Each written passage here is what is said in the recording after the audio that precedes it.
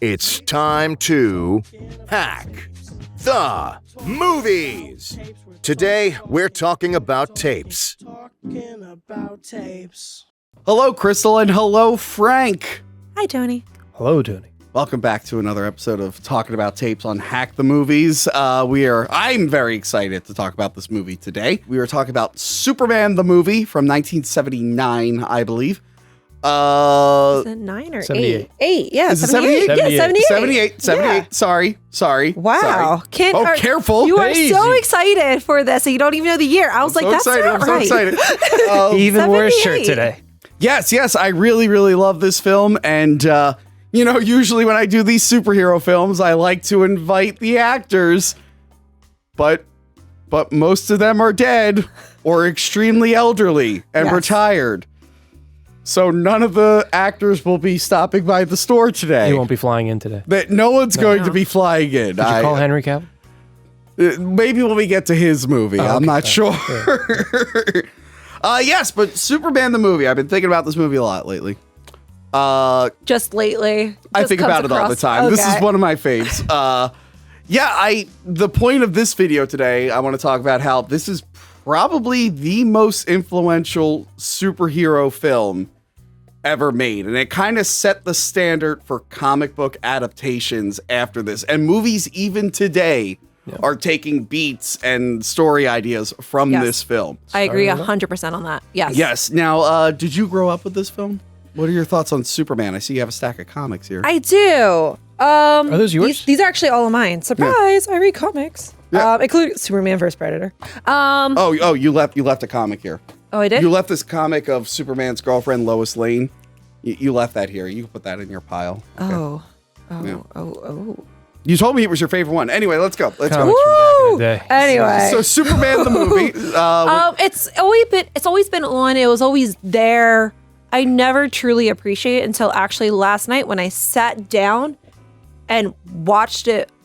So you never full actually length. watched it all the way through. I think it was just always there, always knew it, Yeah. but never truly sat there to appreciate it. Yeah.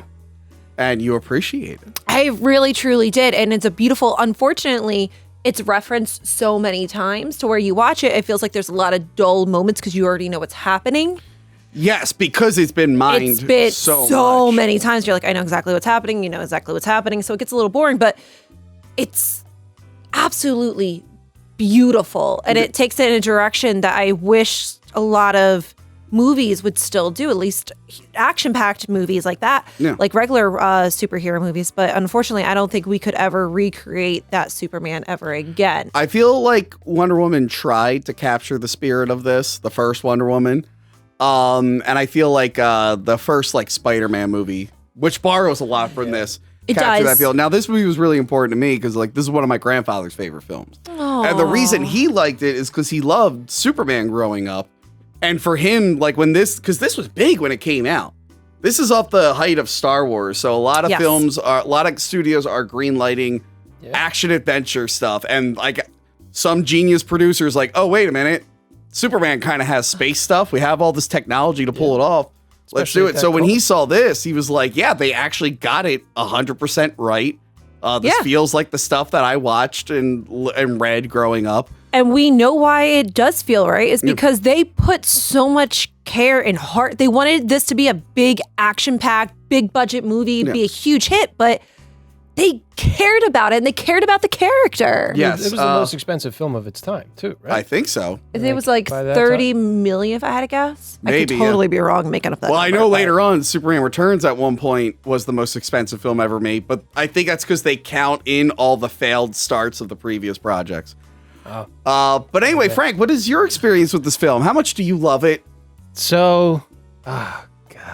Go ahead. Reminds you of your grandfather, and I'm just over here breaking hearts. My dead grandfather, who actually donated a lot of these tapes. I love it. I love the film. Spirit is here, and- No, be honest, be honest, All right, be honest. So, I mean, all right. So, for 1978 standards and for it being, one of the first, I guess, true Superman films and, of its time and building off of everyone's love of the comics and all that. And yeah, it's very, historical in the sense that every other superhero film since then tried to, build up from it or use it to, to mold into their story and create, greatness, which it's great. I understand that, that feeling that people get when they watch it and they love it and it means something to them.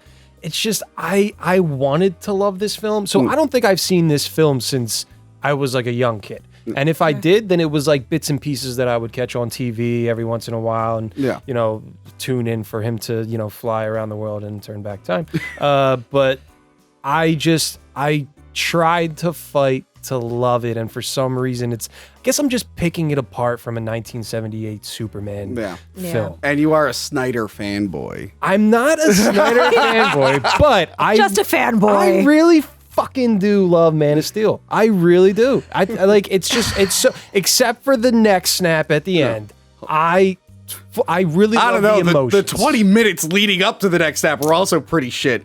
There's a lot of emotions in that film that I went through. But even that film takes from this. You hate me now, right? You hate me? I hated you before, but it's not. I hate even everyone. that film takes from this. It does take from this. It truly does. If there's any type of Superman's never been my absolute favorite hero because he always feels very stiff to me. He doesn't feel as warm in this movie though. He has so much warmth. Yeah. And so much. You could see how much human nature has taken over him and has impacted him and has influenced his emotions and why he uses the powers the way he does and why he interacts and why he loves the Earthlings so much. Character-wise and actor-wise, I mean, I love it. I mean, everybody did a great job. The way that it's written is done, very well. Yeah, and Richard Donner, he really saved the script because apparently Mario Puzo, writer of The Godfather. Yep. Look at us. Yeah, we reviewed The Godfather. He did write the original story for this, but apparently it was real jokey and it wasn't that good. Really? It didn't give him the Superman, the character he needed to be. Yeah. It didn't. So what Donner ended up doing was he ended up taking a lot of the smaller parts, like those little instances, and really paid attention to the small instances that made Superman. Yeah. The guy that wants to care so much. So he gave it a heart. He truly gave it a heart. Yeah. And he stopped Marlon Brando from making a terrible decision, which we talked about in The Godfather. I still don't believe you with this. What? Richard Donner in the special features, he tells Donner. I always go back and forth between Donner and Donner. Is it Donner? It's Donner. Donner Blitzen. Sure, he's a reindeer. Richard Donner apparently met with Marlon Brando, and Marlon Brando had an idea, and he's like, "Hey, what if on Krypton they look different? He puts Superman in the thing to make them look human to blend in, but on Krypton they can look different." And I heard about this. He came up with the ideas what if I was a giant donut and I looked like a donut? And apparently, Richard Donner had to be like, "Get out." Okay, well, kids know who Jor-El is, and they care about these characters. They're gonna be upset if you turn out to be a giant donut. And then apparently Marlon Brando, from what I remember of the interview, he played it off I'm just kidding, but he probably wasn't. He wasn't. Kidding. When you find out what he did in Island of Dr. Moreau, I'm like, oh no, he totally wanted to be a donut. He just wanted to be a donut. Well, he also, I was gonna say, he didn't memorize any of his lines. He read them on the back of cue cards. And baby's diapers. Baby's diapers. We talked about that in The Godfather. There's scenes in The Godfather where the actors are wearing the script that he's reading. But he was also the highest artistic decision. Okay. He didn't feel like memorizing his lines, and he was also the highest paid actor. I think he got paid $3.5 million or something like that. Well, actually, I'm glad you bring that up. That starts the whole I guess Batman kind of started it with the old Batman TV show because they got these big actors to play the villains. Yeah.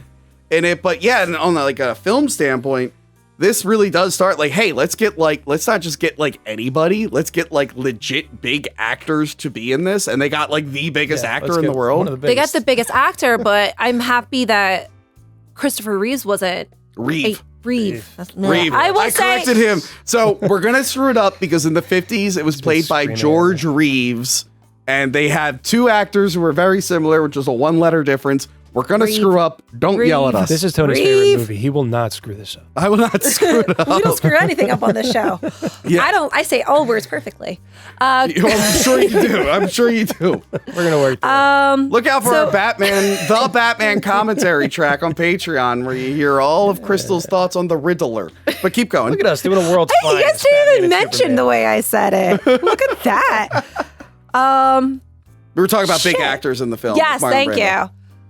you. I'm happy that they didn't get a big character to play Superman, because this was one of the main times Superman's really in a film, like a first big hero. I mean, I don't really count. The 60s Batman was already playing off of a sitcom. Yeah. So this is a huge intro to these heroes, and Superman now it has his own identity. If you have another actor, you're like, oh, I mean, it happens all the time when you see big actors in roles. Like you see Marlon Brando, you're like, ha, look at that guy. You want to see Superman. You as you're see watching it, yeah. Superman, and he looks so good, and he just wasn't known. I think it was, and he does it so phenomenally Yes. well. And yeah, this is, I mean, the tagline for the film was, it's not on here, is you'll believe a man can fly. Yeah. Right. Because of how big special effects were, they were able to pull off all this. yeah. It's amazing how they did it, too. I mean, and But- it doesn't even look like it's a fake body flying through the air and holding that helicopter and all. Look, that. look. Some of it was, of course, dated now. Like I said, 1978, and I just, yes. Obviously, some of it is dated now. For the time. Although Yes. the effects don't age as poorly as Tim Burton's Batman. Those effects, I'm sorry. Those effects are really bad. There's a lot of effects, even in the late 90s, Yeah. that don't age well. Those are pretty bad too. I'd rather have the effects that age poorly because of practical effects than horrible CGI. Yeah. Any day. Any I day. agree. Anyway, but yeah, Marlon Brando, it makes me think of the Batman films, how eventually they're like, yeah, let's get Jack Nicholson to play like the biggest character ever Yeah. instead of just getting whoever. But yes, let's kind of go through this film. Now, I made like, I have my own personal list of how each scene might have influenced like later films. Oh, But sweet. if you could come up with some examples as I'm naming them, I will try my best. feel free to interject. Will do. By the way, which you probably watch the HBO Max version, right? yes. Yes. Same. I watch that too, but I usually watch the 2000 extended cut. Ooh. Do we know Not much of a difference. There's very little Do differences. we know how much longer it is? Did we figure that out? I think it was like Because on HBO Max, it's 223. Yes, it is. I looked it up, and they said that the extended cut is on there. So I don't know if that counts. Oh. But I tried to look it up. the and it version I still watched was said- not the extended cut Okay. because there are scenes missing. Because someone here, let me see this. Or the director's cut. I lent this to a friend of mine years ago, and they lost. Oh, Mummy Cop DVDs in there. they lost my theatrical cut, so I literally can only watch the director's cut. Talk about promotion for Mummy. And I believe this VHS tape was the extended cut. Oh my gosh, I actually want to watch this stuff. Oh yeah, that has all the Fleischer cartoons and That's Superman really Meets the Mole Men, the first cool. live action film, not counting the serials and the TV show. Let's get Oh, cool. And it's also got has restored scenes. Oh, there's actually a fan made there's a fan remastered version. Oh really? Yeah, where they I didn't know actually about it was like a to honor the cast and the crew, and they actually did apparently, and I didn't watch it, an amazing job on it. Yeah. So I like to see Apparently, that. there's an even newer edition that came out in like 2017. I think Really? I haven't checked that one How out. many editions do they have of this film? There's also a TV cut. So yeah, there's a bunch. There's a bunch. there's But a anyway, TV cut. back into Beloved. this. Okay. So the film starts off. You get to see a comic book. I love this beginning. You always Which- forget about it. Yes, and it's a kid talking about the it's talking about the Daily Planet in the 1930s, and it shows June 1938, which is the first issue of the Superman's first appearance, Action Yes. Comics #1. Yep. And other movies since then have referenced superheroes like issues and dates and whatnot. I think one that's springing to mind because I was rewatching the Spider-Man movies.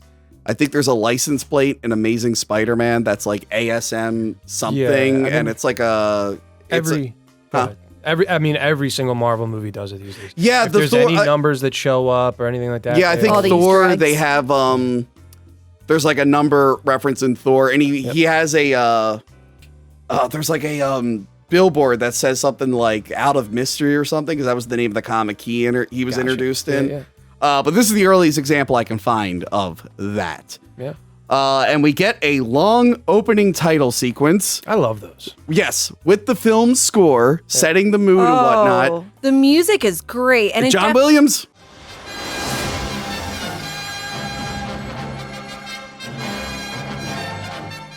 Yeah, it's fantastic. Yeah. I love it. And And, it just plays so well, especially just in that time period of the movies. It really gets, I mean, there's a big reason why it's there, you know. It's especially with the title sequence and everything. It's because it's coming off of Star Wars and everything during that time. It wants to let kids know, like, don't worry, you're going to see space shit. Yeah. Not quite Star Wars, but we're going to space. We're not going to be You're gonna rolling like from it. the bottom, but we will just be shooting out from the stuff. Yes. Yeah, the music is so good. And it reminds me other films that have done that. Danny Elfman's score in Batman. The opening title sequence is a camera swerving around while the score plays. Yeah. Spider-Man. Spider-Man. Yes. That is one where we hear the superheroes theme, Danny Elfman again, great and one. it's showing I love us Danny imagery that will show us what we're going to see in the film. Yeah. The X-Men movies, that we get like cool images and stuff while the theme plays. And then even Hulk and I think Daredevil, the 2003 one, had these long opening scenes with the score while it sets the mood. Yeah. I think Daredevil used Braille to show the credits. I remember that. What? I haven't watched Daredevil Yeah, I in a haven't long seen that one in time. a long time. Yes, not and then we realize see the city on Krypton. And yeah, so Richard Donner really gave Krypton its own unique look. Because if you look at old comics, it's just like, we're spacey and wearing capes and whatever. Yeah. There's 3 main settings in this movie, and each one has a completely different look, different vibe, and different color palette. Yeah.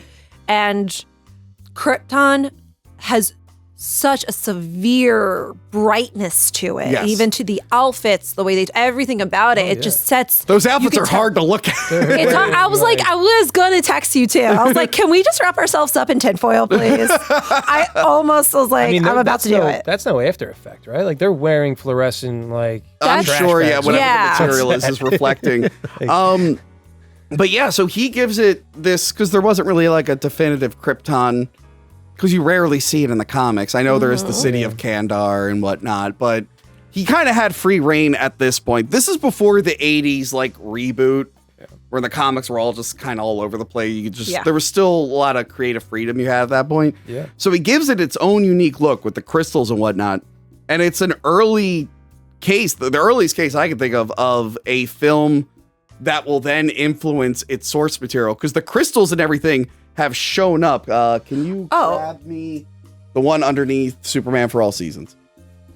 Superman Up, Up, and Away. Really great story. And granted, they made this build off the back of Superman Returns coming out, but literally he fights the giant crystal and stuff. There's like a crystal mech suit. So the whole crystal thing is still being used. yeah, this movie Even in changed the a lot. Yes. and it's shown in the other Superman movies. Yes. It's always showing up now. It's insane that a movie influenced that. Supposedly, even Marlon Brando had the idea of using Superman's chest plate as like for their family's emblem. Is that the earliest example? Because I didn't know if that was in the comics earlier, Pretty but yeah, sure you're right. It started in the film before they actually started it in the comics. That was their. They went by their family. Because you see the God, stop! why Don't Kevin is drop nice. Dragon Sound. Who?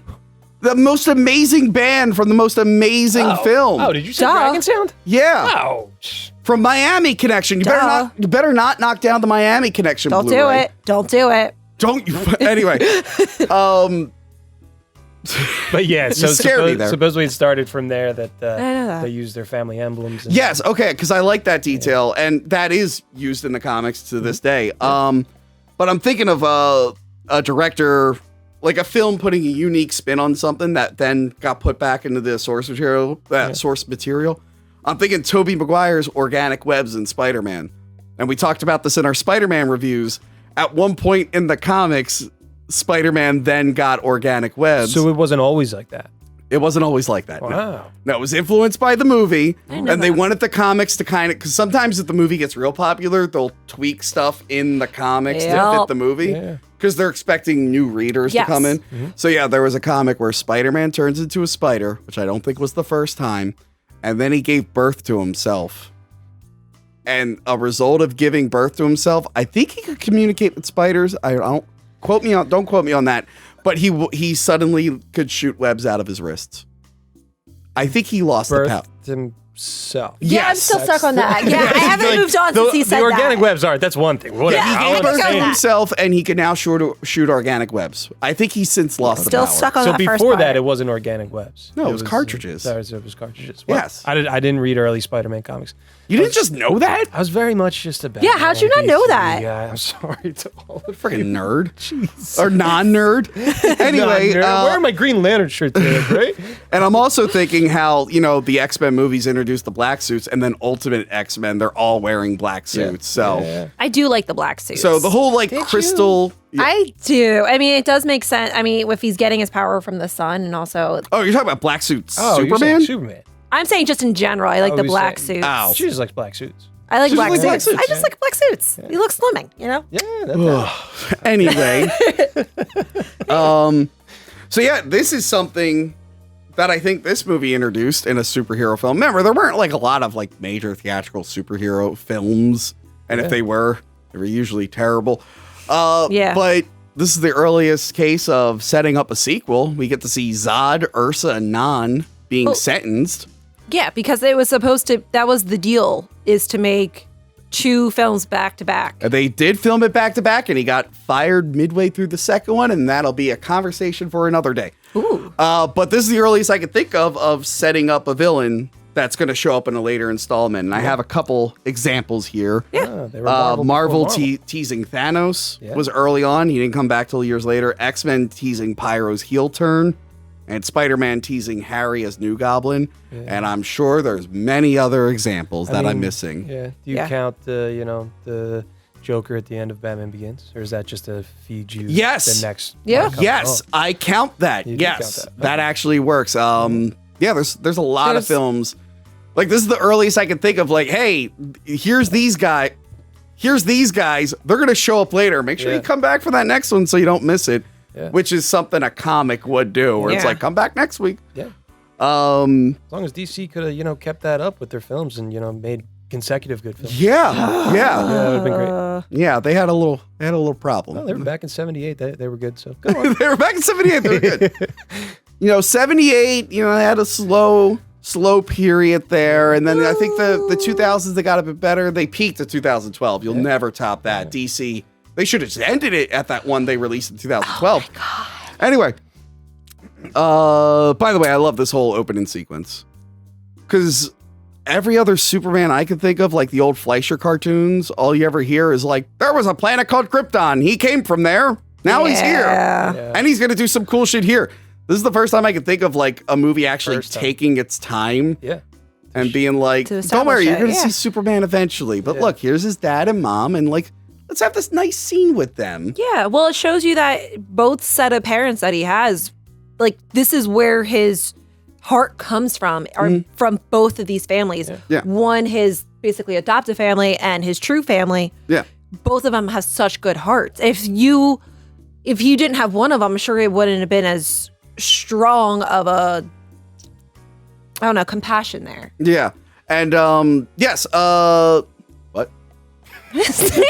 Your head twitched real quick. Yes, and by the way, Krypton's about to blow up, or the sun's about to blow up and blow up Krypton. No, he says that that's a the conspiracy. Doesn't he say just the planet's going to explode? Does he actually say what happens? I thought he just says. Well, he says the planet's going to explode, but I guess. Well, because the visual effect we see is the sun blowing up. Yeah. I think it's going to explode because of the sun exploding. How do they not feel that? I mean, there's a lot of holes in the movie, but I just I remember the girl's I think it'll just shift its orbit. He's like. Literally, they're shocked as it's happening. They're shocked. Honestly, you should be hey, Did you not feel that? Hey, look, we have space travel. How about we just get in our ships and we just go away for a little bit and see what happens? Yeah. Instead, they deny him. In the extended cut, they find out that he is sending his son in a ship, and they send a stormtrooper person to go after him, but the guy never makes it there because then everything blows up. Yeah. So they put a big Christian twist in this. Because the original Superman is basically the story of Moses, being put into a thing. Apparently it wasn't supposed to be. Wasn't this? I mean, you guys could totally correct me. It was actually written by Superman was created by two Jewish guys. Yeah, because which and is it why wasn't it's the story of Moses putting the kid into the thing. But apparently, it wasn't supposed to be that way. Apparently, it went, and the whole reason of Superman was because it was during World War II, and they just wanted just be like some goodness on Earth. Yeah. And then it took a religious route. Oh, well, Superman took a bunch of different change. If you ever read like the first issue, his adopted parents die like right away and they find him in an orphan. It's very, very different than what the story What it we came to know. be, yeah. This has been rewritten. I would love to see the extremes of like those points. Like here's the very, very first Superman to. Well, it might have started. point. I think they wrote like a short story in a magazine called The Superman. I think it was about a bald like supervillain, almost like Lex Luthor. And then it evolved into this superhero when superhero stuff was getting big. I think you're making things up. Fact check me. Let me know. Let me know. Sometimes I get things wrong. You can fact check me. I will admit when I am wrong. Sure. Why don't you? When you're gonna admit that you're not actually Italian? Fuck you! Someone just sent me a comment about that before Not we you. started. I'm not saying you. You're clearly Craig, Italian. you can sense You're it from Italian. me, right? This- Tony over this here. Like, one's look, I'm Irish. doing He's this. Irish. That's messed up. I see. I told you. Fake Italian. He's actually Irish. Yep, I think he's Asian. Why are we from like the same part in Philly, but you just sound so more Italian in Philly than I do? I don't know why. Because he's actually Italian. Same thing with my friend Anthony. I don't know. Maybe I'm not Italian. It's just I the don't way think I was you are. raised, you know? I think your In an dad lied to Italian you your household. entire life. Your dad just had an act the entire time. So anyway, so they add a Christian kind of twist to this. So instead of like the story of Moses, like a family just sending away their son to be safe, they're doing a lot of like, I'm sending them you, my only son, and you will be their hero, and blah blah blah blah blah. And the mom's like, everyone's gonna make fun of him, and he's like, shut up, Laura, shut up. That is. Well, he also says Krypton weird too. Oh, thank you. I forgot to mention that. It says Krypton. For the planet Krypton. He says Krypton. Yeah, I have it in my notes. I'm like, he plays the part great, but he can't say Krypton. He says You think that's Krypton. just like a Marlon Brando thing that he just refused to say it the right way? Yeah. Here's Yeah. how, It's like, screw that, I will say it my way. here's how it happened. Like on the first day, he says Krypton, and then fucking Richard Donner goes up. He's like, hey, Marlon, that was really great, but it's Krypton. And he just went like, this is what you get for not making me a donut, you motherfucker. I'm gonna say Krypton. Okay. Yeah, it's the donut revenge. And then Donner said, "Why are you doing your Godfather voice?" I wanted to be a crispy By the way, donut. I love that they gave Jor-El the curly Q, the Jerry curl, the curly Q. And it's like, oh, that's just hereditary, I guess. But anyway, But it was so. I am the son, and the son. What was it? the like, son I am becomes the father, and the father becomes. I send them you, my only son. But That other is- films it's so have interesting. used Christian themes in their narrative. This isn't the first time it's ever. No, been it's not the done. last time. Zack Snyder tried it, and he was really bad at it. Was he though? This is a little bit more subtle than Superman in front of a stained glass painting of Jesus going, I feel like I'm going to die. I'm 33. And it's like, all right, yeah, we get it. We get it. We get Yeah. it. I mean, I thought it was great. Anyway. By the way, you know what else is great about this scene?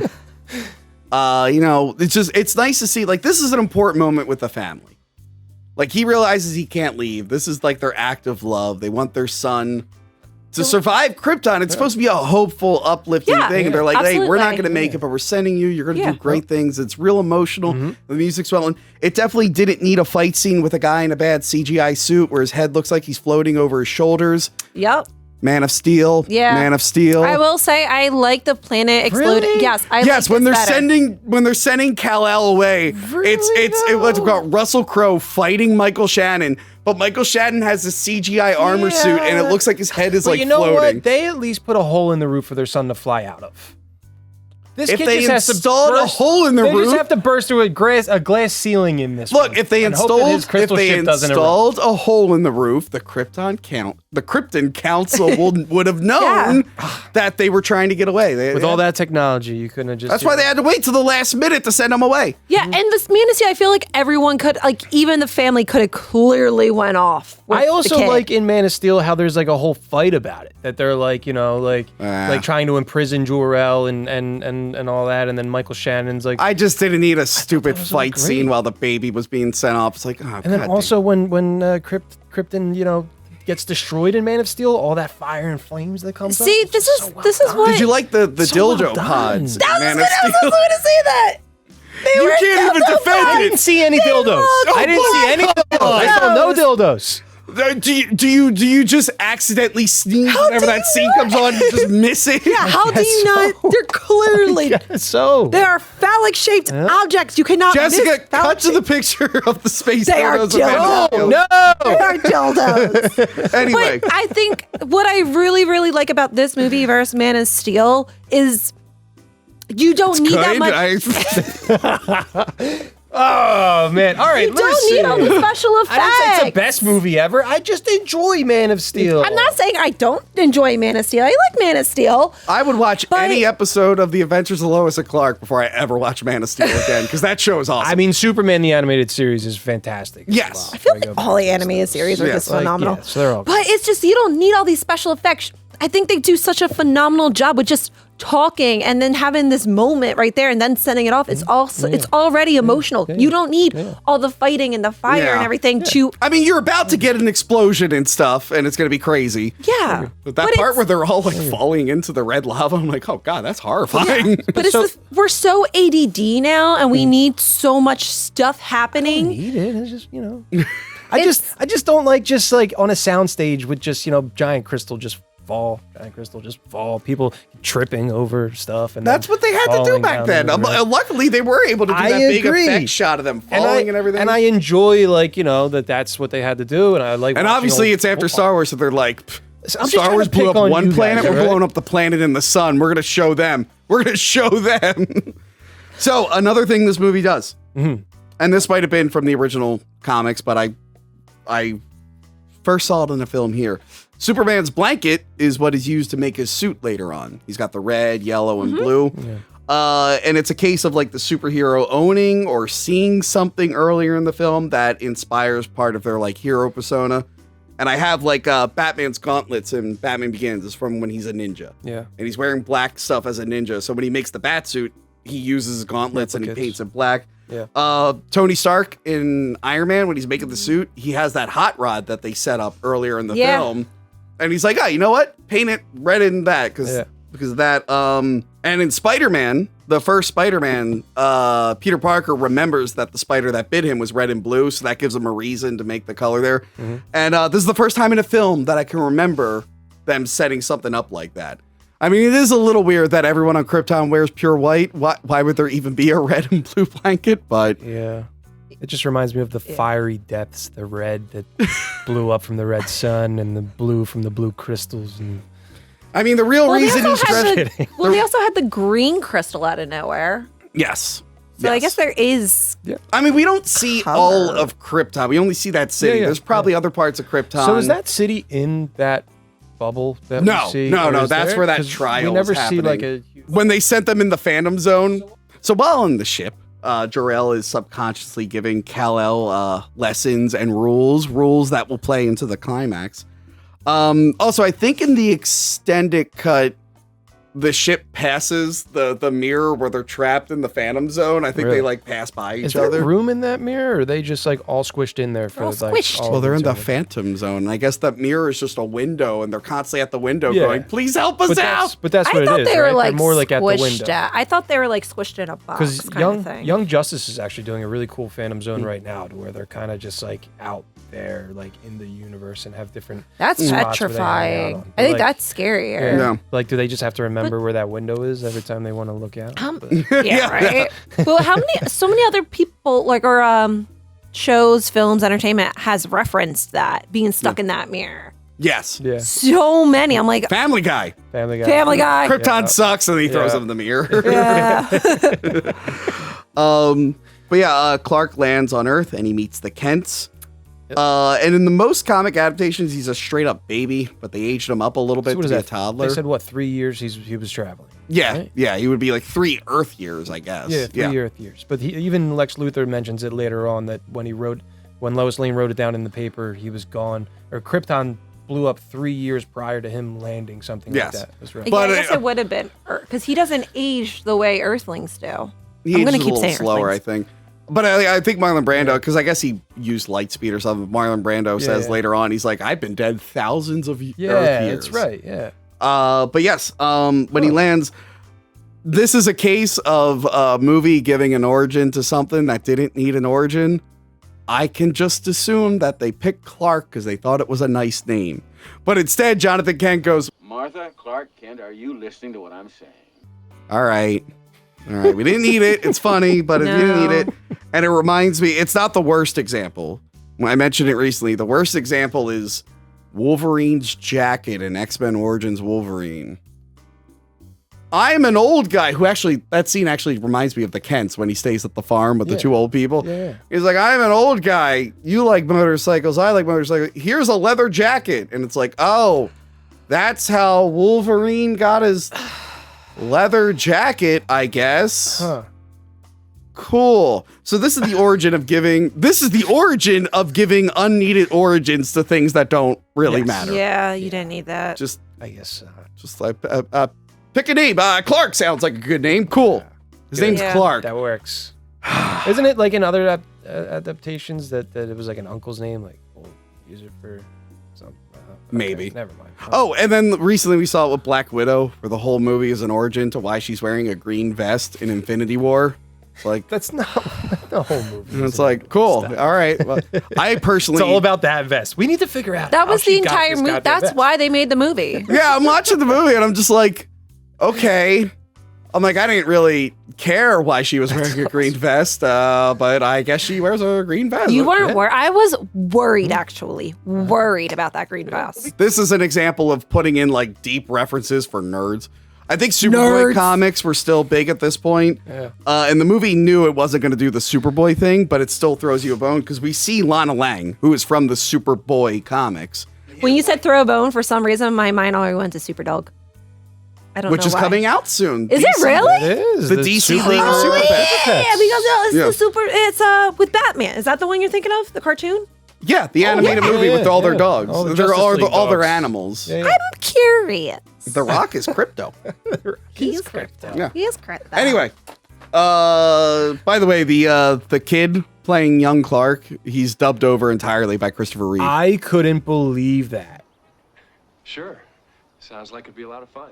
when I. So I feel bad for that kid. So I I feel bad read for that kid. I didn't know Right? that. yeah. I could not. So I read about that Tell. afterwards. I couldn't tell that that was his voice. Like, I mean, I guess like now that once I read it, then you kind of look back on it. Like, there's a few scenes on like the football field too that you're kind of like that seemed a little off. But yeah, it was. You can. I kinda did see it. not realize Yes. that. For 7 crazy. 8, they did a damn good job. The scene where he's running along the train Yeah. and he sees the little girl in the family in the Yeah. extended cut, that's revealed to be Lois Lane. That's like young Lois Lane. So Really? she sees him early on. Really. Yes. The important thing with this scene, you could probably help me out with this. Mm-hmm. This is another early example of a comic book adaptation using older actors from a previous adaptation because Lois's parents are Kirk Allen and I think Noel Neal, who played Superman and Lois in the film serials. Really. Yes. So they're Oh. playing her Her parents. parents in it. Yes, and it reminds me, I have it here. Lou Ferrigno pops up in 2 Hulk films as a different character, and the CW they use All the time. Yeah, they do it all the time in the CW, and the biggest example I can think of is The Flash. yes, the actor who played the original Flash is the Flash's dad, John Wesley. nice. Shipp, yeah. John Wesley. Shipp. Apparently, Christopher Reeve and someone else, and Adam West is going to be appearing in the Yeah. Flash too. Yeah. Oh, What? it happened. Yeah. Wait. The villain? It happened to Christopher Reeve. He played a different character in Smallville. Yeah. So he ended up doing this. And by the way, Noelle Neal, she's the old lady that Kevin Spacey is dating in the beginning of Superman Returns. So she came back another time. Oh. Oh, Then they but do- obviously, like they're not alive and stuff. Apparently there's flashes They're or gonna have 'em in something. there. They're being seen. So with Yeah. with the Crisis on Infinite Earths, they kind of did something similar. Yeah, in they the did. CW. They kind of flashed to different timelines and characters and people and stuff like that. They even go to the Batman Returns Batman 89 universe, and Alexander Knox is there. Yeah, is in it. Yep. So, but yeah, John Wesley Shipp. I guess even the new Wonder Woman, they bring back. They bring back Linda Carter. yeah, Yes, Linda Carter has an appearance. That's right. She's in it. Don't get excited. I know. It's in the second one. I It's in the second one. I know. But yeah, so they're still doing this. Yeah, Brandon Routh came back. Brandon Routh came, but he came back as the same character. Well, he came back as a different character in something else. Yeah. Clark, he gets the lesson, your classic superhero lesson, where it's like, hey, you can't use your powers for personal gain. You should, with great responsibility. great power comes Yeah, great great responsibility. responsibility. This isn't something unique to. This is a lesson that you usually learn in comics. Yeah. But yeah, Jonathan dying. Now, Jonathan's not always dead. And actually, you have a cover in one of your comics where Jonathan has a heart attack in a field, which is a reference to this movie. I think it's toward the bottom. For the record, the running in that train scene is great. It actually it's looks actually decent fantastic. effects. It Yeah. actually looks good. It's semi better. Ah, it was actually the last Oh one. my lord! So during the funeral for a friend, Jonathan had a heart attack in a field, and it's a reference to this scene in the movie. Wow. But But yeah, right on so the front cover. so most versions of Superman, Jonathan's alive. Yeah. There's a lot of comics and cartoons where his stepdad is alive. They killed, he's alive in Smallville, and I think they eventually kill him off. Yeah. Zack Snyder took from this. He killed him off because they want to do, again, we talked about the Christian angle. They want to do the thing where the stepfather dies first because Joseph died. Yep. And it's an important lesson for Clark to be like, hey, I can't have to be the bring man. him back to life. I can't save everyone. Well, there are you see- limits to what I can do. Yeah. Well, this entire younger scene plays so much stuff. Even when he's at the school, he's learning, okay, he has to hold his anger in and he has to wait till everyone's gone to even punt the football. Yeah. Which And that's a but good he's- effect with the football. That was disappearing. really good. Yeah. But yeah, that's just showing and setting up for him always being humble. Right before Jonathan dies, he turns to him and he's like, "You weren't meant to score touchdowns. Yeah, you were Like, here for Yeah. a reason, and it's not to score touchdowns. Yeah. But yes, they played in the whole Christian theme with Joseph dying, and other versions of Superman have done that. But a lot of times, if you read a book, his dad is still alive, Yeah. depending Not on the- the continuity. Not the best death scene. I will say that. Oh no! What did it? No, he grabbed his arm or something. And they set it up earlier. Your left arm goes numb when you're having a heart attack, Now, and- Frank. But it was just do so you agree no. that this was a very touching, emotional death scene that taught a lesson, and it's better than a volcano, and he's trying to save the dog.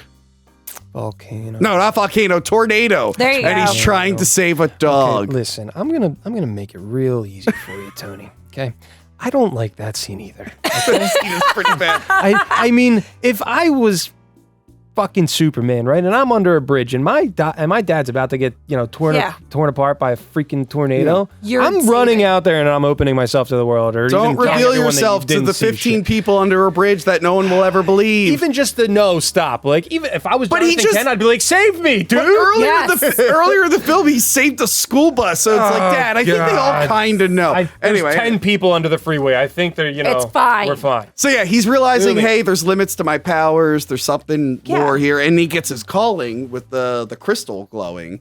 It almost calls him as if it knows how old he is. And it How did he know what to do with it? It was probably while he was in the pod, he was probably subconsciously told what to do because Yeah. he's getting information when he's in the Once you pod. hit your 18th birthday, you throw me in the Yes. coldest ice you can possibly find. Yeah, so What if you just took a bucket of ice, went out to the farm, and then just threw it in there? Nice bucket challenge. so Clark finds the green crystal and it leads him north, and we get the Fortress of Solitude. Emotional scene with the Yes. mom, by the way. I'd love that scene. Yes, the mom when she's like, I always knew you would have to leave. Especially the way that they hug each other and she Yes, comes and in the music and swells. I will really say feel that. this and Man of Steel both have very, very strong moms. Martha Kent, yeah. Oh my goodness! And you need a strong Martha Kent. You need it. Remember when she called Amy Adams thirsty on accident in the theatrical cut of Just. That's Joss Whedon, by the way. Well, Joss Whedon's fault. Anyway, so the Fortress of Solitude had never been done live action at that point. I think I was reading in the 50s, Superman had a cabin he would go to maybe, but I haven't rewatched the show to confirm that. Yeah. But this is a case of hey, we now have the effects to pull off something that was previously not able to pull off. And it's a little unclear if the crystal makes the fortress or if that was a Kryptonian fortress that was already there that had awoken. The crystal. It had to have definitely made makes it. Yeah. Crystal. But no, you can interpret it as because they know about Earth. they're aware of Earth. So you can interpret it as if like They planted it. that was maybe like a research thing that they abandoned and the crystal like wakes it up. That's how I interpret it. I thought the crystal made it. Yeah, I saw more of like the technology within the crystal is Yeah. what kind of took I all know the that's crystals what and happens formed them in all Superman together. Returns. I Yeah. guess if you Yeah. count Superman Returns canon to this, then yes, you Yeah. guys Because are I don't right. think it Same was. thing. He knew exactly where to. He knew Yeah. like around where to throw it, not the exact pinpoint. Yes. But I always, before Superman Returns did the whole crystal growing thing, I always assumed like maybe that was something that was already there and Yeah. the crystal wakes it up. But anyway, but yes, an example of something that couldn't have been done before finally being shown in the film. And I have a few examples here. Maybe you guys can help me out. I have before CGI, we could never actually see the Hulk do the stuff that he could do in the comics. And I know people don't really like the Ang Lee Hulk movie. Don't worry, we got a review for it coming up at some point. Woohoo. But that was the first time where you could show the Hulk like jumping and doing all this crazy stuff. Whereas the TV show, it's like Lou's gonna flex for a while and toss someone. That's all we could do. And I'm thinking like, the Spider-Man TV show in the 70s Yeah. didn't use any of his villains because how the fuck are you gonna do the glider? How are you gonna do the octopus tentacles? He Like- he really does have a lot of elaborate villains. Yes. But even that series had to wait for effects to catch up. And they're like, hey, we can finally do this now. Yeah. And this is that case. Like, hey, all you Superman fans, I know you never see the Fortress of Solitude. They didn't do the giant key. They didn't do the giant in the comics. There's a giant key that weighs like 1,000,000 tons or whatever. And Superman has to fly the key into a big keyhole. It kind of just tells everyone where he's hanging out. Yeah, just kind of sort of. Yeah. And this changed that. Just changed that. I think the only comic you could really do was just Batman because it was all these gadgets and fun stuff. Yeah, his villain. But even then, some of the villains, well, they tried to do Mr. Freeze, and Yeah, but I mean, it's just that's like, here's like- some smoke. Yeah. The Penguin and, the I mean, Riddler they and really all that, didn't the have any- Joker, like, yeah, you can, that's why. it Those are works so easier well. They're characters to easy. adapt. Exactly. Yeah. But yeah, and I mean, the Batcave is, I mean, they made it work. But yeah, so we get all this crazy imagery where he meets his father, his Yeah. true father. Yeah. Finally. Yeah, Jor-El, who's like a hologram. Just a giant head. Yes, and Yeah, it's yeah. like his Yeah. spirit guide Yeah. telling him all this stuff. What, do you not like giant Marlon Did you not Brando like the head? giant head. I mean, I don't hate it. Also changes a little bit. Like, I don't know if it was Yeah. shot differently from when, like, it shows his head and then it comes back to Superman and then, or Clark Kent, and then it goes back again and it's like a different, I don't know. There was some kind of change within there that was a little No. crazy. But also, does he stay there for 12 years to train? He doesn't leave? Stays there? That's it? Hanging out? Maybe he gets to leave occasionally. I guess, yeah. Because it's going to be weird if Bathroom break. there's And no then record and of then him doing anything for 12 years. And then also just the And then again, first- Bruce Wayne gets to go away for 7 years and be fine. So I yeah. understand that, but like then he also says, over the first year we will go over the human heart, and then the second year we will go over the human emotion. Yes. So he went 365 days just studying the human heart, just studying human emotion, and like you know what I mean? Well, the crystals Like, could probably implant information and How stuff, did but he eat? He does say in his interview that he eats. yes, when he's hungry. yeah. So we also get the first flight there, which Man of Steel's first flight is way better. Anyway, 478. Prove me It was wrong. great. yes, the wire work is great in it. The wire work is actually. But yeah, actually I'm good. trying to think of like, we only get a glimpse of it though. He we just never jumps get. off that rock and comes towards the camera. And we're Yes, like, yes, but we never get like a steady shot of it to see him in the full suit. I'm thinking of like Yeah. the first time we see Batman and Batman Begins, like we don't really get a good look at him Yeah. until he breaks through. Yeah. And most recently, WandaVision, we see glimpses of the Scarlet Witch early throughout the series, but we don't Yes. see it in full until the end. Yes. So I like that they're like, hey, he's Superman now, but you gotta wait a little bit longer. What are you talking about? You totally see the old school Scarlet Witch, which I loved during the holiday. I meant like the suit that she I know, eventually. I yes, know. yes, and I did. Don't get me That wrong. was fantastic. Don't get me I wrong. really liked I that could look season. at Elizabeth Olsen in that suit all day long, but we got to get back She to was Superman. Yes, we do. So yeah, the movie speeds things up at that point because it wants to get you to all the stuff you're familiar with. Yeah, He goes to the Daily Planet. He meets all his supporting characters, like that was Superman's girlfriend Lois Lane, Superman and Friends. Superman and Friends. Yes, he meets Yeah. Jimmy Olsen, Yep. who's not quite a redhead. Jimmy Olsen He's a never looked redhead. like a redhead. Redhead, freckles, kind of, Yeah. No? Didn't he have redhead and freckles? I'm colorblind, partially. So. All I know is it's Marty McFly's brother from Back to the Future. Is There it? you go. Really Yes, plays him? yes, and Oh, we meet yeah. Perry White. We meet everyone there, With and white hair, by the way. Very white. I like that the movie is trying to like modernize stuff. And it's like, hey, because Lois Lane comes in, she says like, hey, I got this story. It's got sex, it's got violence, it's got the ethnic angle. And it's like showing how news at that point was trying to be like, what's the word for it? Like they're trying to glamorize like stuff and like try to be edgy. Yeah, and even he's just like, we're starting to turn into like a tabloid, but it's like that's the direction the news was going. Because before Lois Lane would be like, I heard this, blah blah blah, but now she's like, there's a lot of violence, and also I can't spell. She also can't spell. She also can't spell. How do you spell massacre? MASSACRE. I like that they kind of make fun of like early Superman comics. I feel like people, when they watch this, it's like some people who watch the Batman 60 show when they don't realize it's an intentional comedy. Yeah. But in this, he's like, oh, wow, that's swell. And she's making fun of him for saying swell. It's like, yeah, it's kind of making fun of how like kind of corny some of the old Superman stuff is. It's doing it with respect, but it's like, yes, his persona would be this old school, like 30s, 40s, like, oh, gee, buddy, can I do this? And I need to help my old mother. He's like so overly nice. And he plays it so well. Yeah, too. and Lois is like, God, does. what a loser. Yeah. Oh, let me guess. You're giving half your check to your mother. Or that one. Yeah. It's actually more of like silver. He's really plays it super genuine too. Yeah. It's not forced. I mean, I think part of it is like he's coming into this new world that's a little bit more fast paced and a little crazy. So I think like not all of it is so much of an act of him being, falling all over himself and being, clumsy and all that. Yeah. He didn't need to be like super clumsy. But like I think some of it is just because he is coming into a fast paced Metropolis, but then also trying to play it that way. Yeah. So like he plays it that way, and then I think Christopher Reeve really played the role. Yeah. He killed it. The fact that he was able to play both Clark and Superman, they're so different. They do look different, The body too. language altogether. When they're slunched over with the glasses and when he he's like back. hunches, That's the first time I truly seen them look different. Yeah. Ever. Even like Oh, now. I can. All right. So when I was doing Castle vs. the Pod Monster, I vowed to never criticize Superman and Clark Kent looking alike ever again.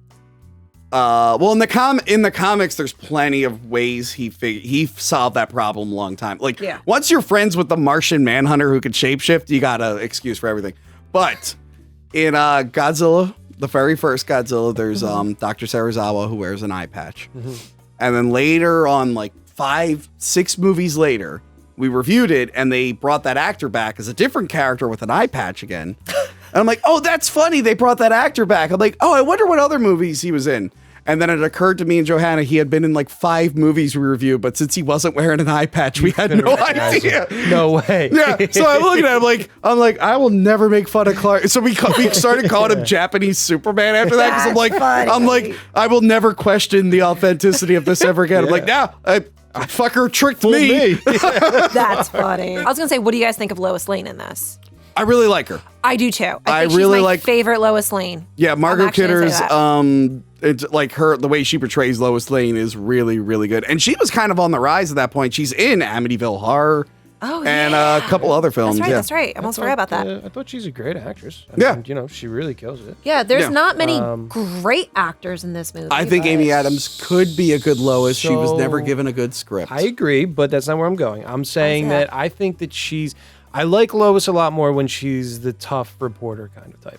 She kind of is. Not so much the damsel in distress that wants to make sure that she bangs Superman with her pink panties. I do not think she's damsel in distress. Every woman in this film is only there to try and fuck Superman. I mean, I don't Prove me blame wrong. They're only there to fuck. She does some stuff. You would too. She does some stuff. I mean, in Superman 2, she does some stuff that's a little bit we're like not more. I still think she's that tough. Like even when she's, I mean, yeah, she was literally saved, and she's like at all with this being, but she's not. She's not the romantic type in the office. She doesn't. She wants. And she kind of. She even that's says another it. reflection of showing like where the women's movement was at that point. She's like, I've seen how the other half lives. My sister's got 2 kids and a cat. And this is like showing the because at this point their whole feminist movement had happened, and they're like, hey, she's a modern 70s. She's making it on her own. Yeah. She's smoking cigarettes. For that time, that's pretty. But she has so much more of a spunky character. She has personality. She does. She has a huge personality in this. When Amy Adams, who I absolutely love, seems a little bit more wishy-washy. She's giving scripts where she just looks sad. That's what it is. I agree. However, But I mean, in the new Superman and Lois, I love how she plays The TV which show. also kind of she resembles Margot. She Kidder a does. little She bit. does. Really does have. now, I only saw that Lois a little bit in the one crossover. I've not watched the Superman and Lois show yet, yeah, but I like she's the really little great. bit I've seen of her in like Supergirl and whatnot. For some reason, this Lois Lane, I kept seeing Courtney Cox.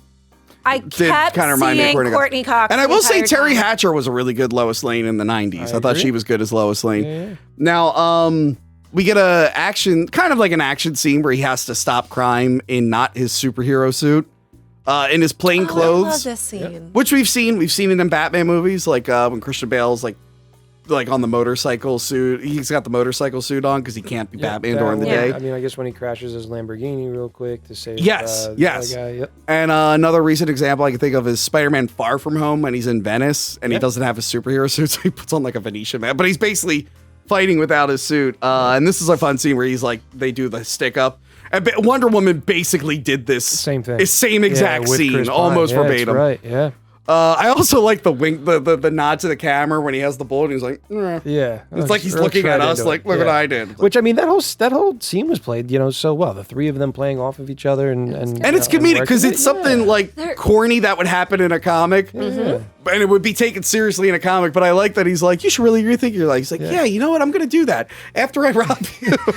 And you can see that his whole thing isn't to harm anyone or to kill anyone or really to fight if he doesn't have to either. Yeah. He only does it when he has to. Oh, geez, Lois, I don't think you would do that. Yeah.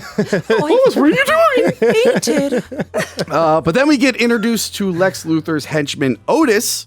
Otis. Now, Otis. Oh my goodness. this character, I'm blanking on the actor's name. It is, got him right here. It you? is Ned Betty. Ned Betty. Jesus, Yeah. how do we forget that? Ned Betty from Deliverance. And that movie right there called The Unholy. Yes. It's not very good. Yes. Yes. Ooh. What? Under the seduction, submission, and murder, tonight evil goes over the edge. I like it. I watched that movie in high school and thought it was hilarious. I haven't watched it since. It's on Tubi. Okay. I would lend you that tape, but that tape is full of mold. But it's on Tubi. Anyway, listen. I feel like most of these films are made like how. Don't touch him. Don't touch any of it. So Otis would be introduced into the Super Friends cartoon, but they changed his name to Oliver. Yeah. But that's an early. Why? I don't know why. But it's supposed to be like the same type character. Now this is an earliest example I can think of a movie or an adaptation making a character that makes its way back into the source material, because Otis has been in other things since then. Yeah. And Miss Teschmacher has been in other things since then. They've worked him in. And we've seen this example much later. Also, Ursa and Nan. They're not... Zod was a character from the comics, but not Ursa and Nan. And then they were worked into the comics later Because on. of this. Oh, I didn't Wow. know that. Huh? Because of this. Because of this, yes. I didn't know that. But characters... Ursula is hot, by the way. The most... yeah. Why'd they change her name in Man of Steel? What's her name? Feora? Yeah, it was like Feora. I don't know why I they like would change it. Ursa. Yeah. Yeah, Ursa was... She's basically Ursa. I don't know why they... Anyway. Maybe it was just a better name long ago. The biggest example of an adaptation making a character that got worked back in was Harley Quinn. Didn't exist Oh in yeah, the no, comics. she Started with the animated series. Animated And series, whatchamacallit, exactly. They loved her so much, they were like, we have to have her now. That's She's one of the exactly. top characters. And It's whatchamacallit, crazy. Diggle from Arrow, that was a made-up character for the show. But he is in the comics He now. was so well received. Some comics. Yeah. Yes, he was so well received, they put him back into the But I mean, comics. you also see like a lot of like films or TV shows like this. They'll just branch off and do their own comics as well to like get people into it. So if you like the show, then go buy the comics, and then it'll just get people into more comics and buy their. Have they other done a ones and- Superman 78 comic yet? They've done Batman had to. 89, which I still haven't read. They had to. Right? They did a Wonder Woman 71. They did Batman 66. If they do a Superman 78 comic line, I will buy the shit out of They that. had to have researched that. Look it up. Tell us in the comments. Tony's gonna go buy it right now. But yes, next is Gene Hackman's Lex Luthor. Now this character is very unique. I know. The Lex Luthor did not exist yet, Frank. He What's that did supposed to not mean? exist yet. What does that supposed to mean? Because I know you probably have an issue with this adaptation of the character. Well, Jesse Eisenberg is not my Lex Luthor. So, no, I mean fuck, like man. the one I from said the Man of Steel. I didn't say I mean the one BVS. from like modern comics and the animated series and Yes. whatnot. Well, yeah, I mean the one from. Go ahead. Yeah, We'll get but at this point, like Lex Luthor was a criminal genius and a scientist, and that's what this movie takes. This is before the '80s kind of really started like fleshing out these characters and redefining them. So they had more wiggle room to experiment with Lex Luthor. Yeah. At this point, he was only in I think one Superman movie, Superman versus Atom Man. Really? Yeah. And as far as his look goes, you can tell they didn't His want to look commit is to the fine. classic look, even though they try to trick you by putting it on the cover. Oh, they tricked And the they, hell I mean, out of at him. the end of the movie, Yes. All right. So this is something He didn't there's- want to cut his hair. Yeah. This is was that it? That's not real. Yeah. They came up. So it's a thing. It's a fun reference because it's like he is bald, but they show all these wigs, wigs, and that's yeah. their workaround. It's like, oh, he likes to wear wigs until the very end, of course. Yeah. So he did Yeah. his hair just 4 or 5 different ways through the film. Yeah. And made it look like he was putting on different wigs. Yes. Oh, I didn't really. I thought it was just him being a very like because he's literally the complete opposite of Superman. He's Yeah. as opposite. He is greedy. He's into himself. He's as opposite it could be. And I thought, Wants oh, to kill he's millions. just a dickhead, like obsessed with his look and everything. Pretty I thought that much. was part of it. And he's got a whole land scheme that he wants to do in this. Now, this isn't the only time they've given a character like a movie makeover. But recently we've seen something like this. Dr. Sylvana in Shazam. Yeah. He is wearing his comic accurate outfit, but he's covering it with a trench coat. If you look, he's wearing the white lab coat. Really? But he's covering it with the black trench coat. I'm like, He's right. so even to this day, we're doing the thing. We're like, hey, it's the bad guy, but we don't want to fully commit to the bad guy.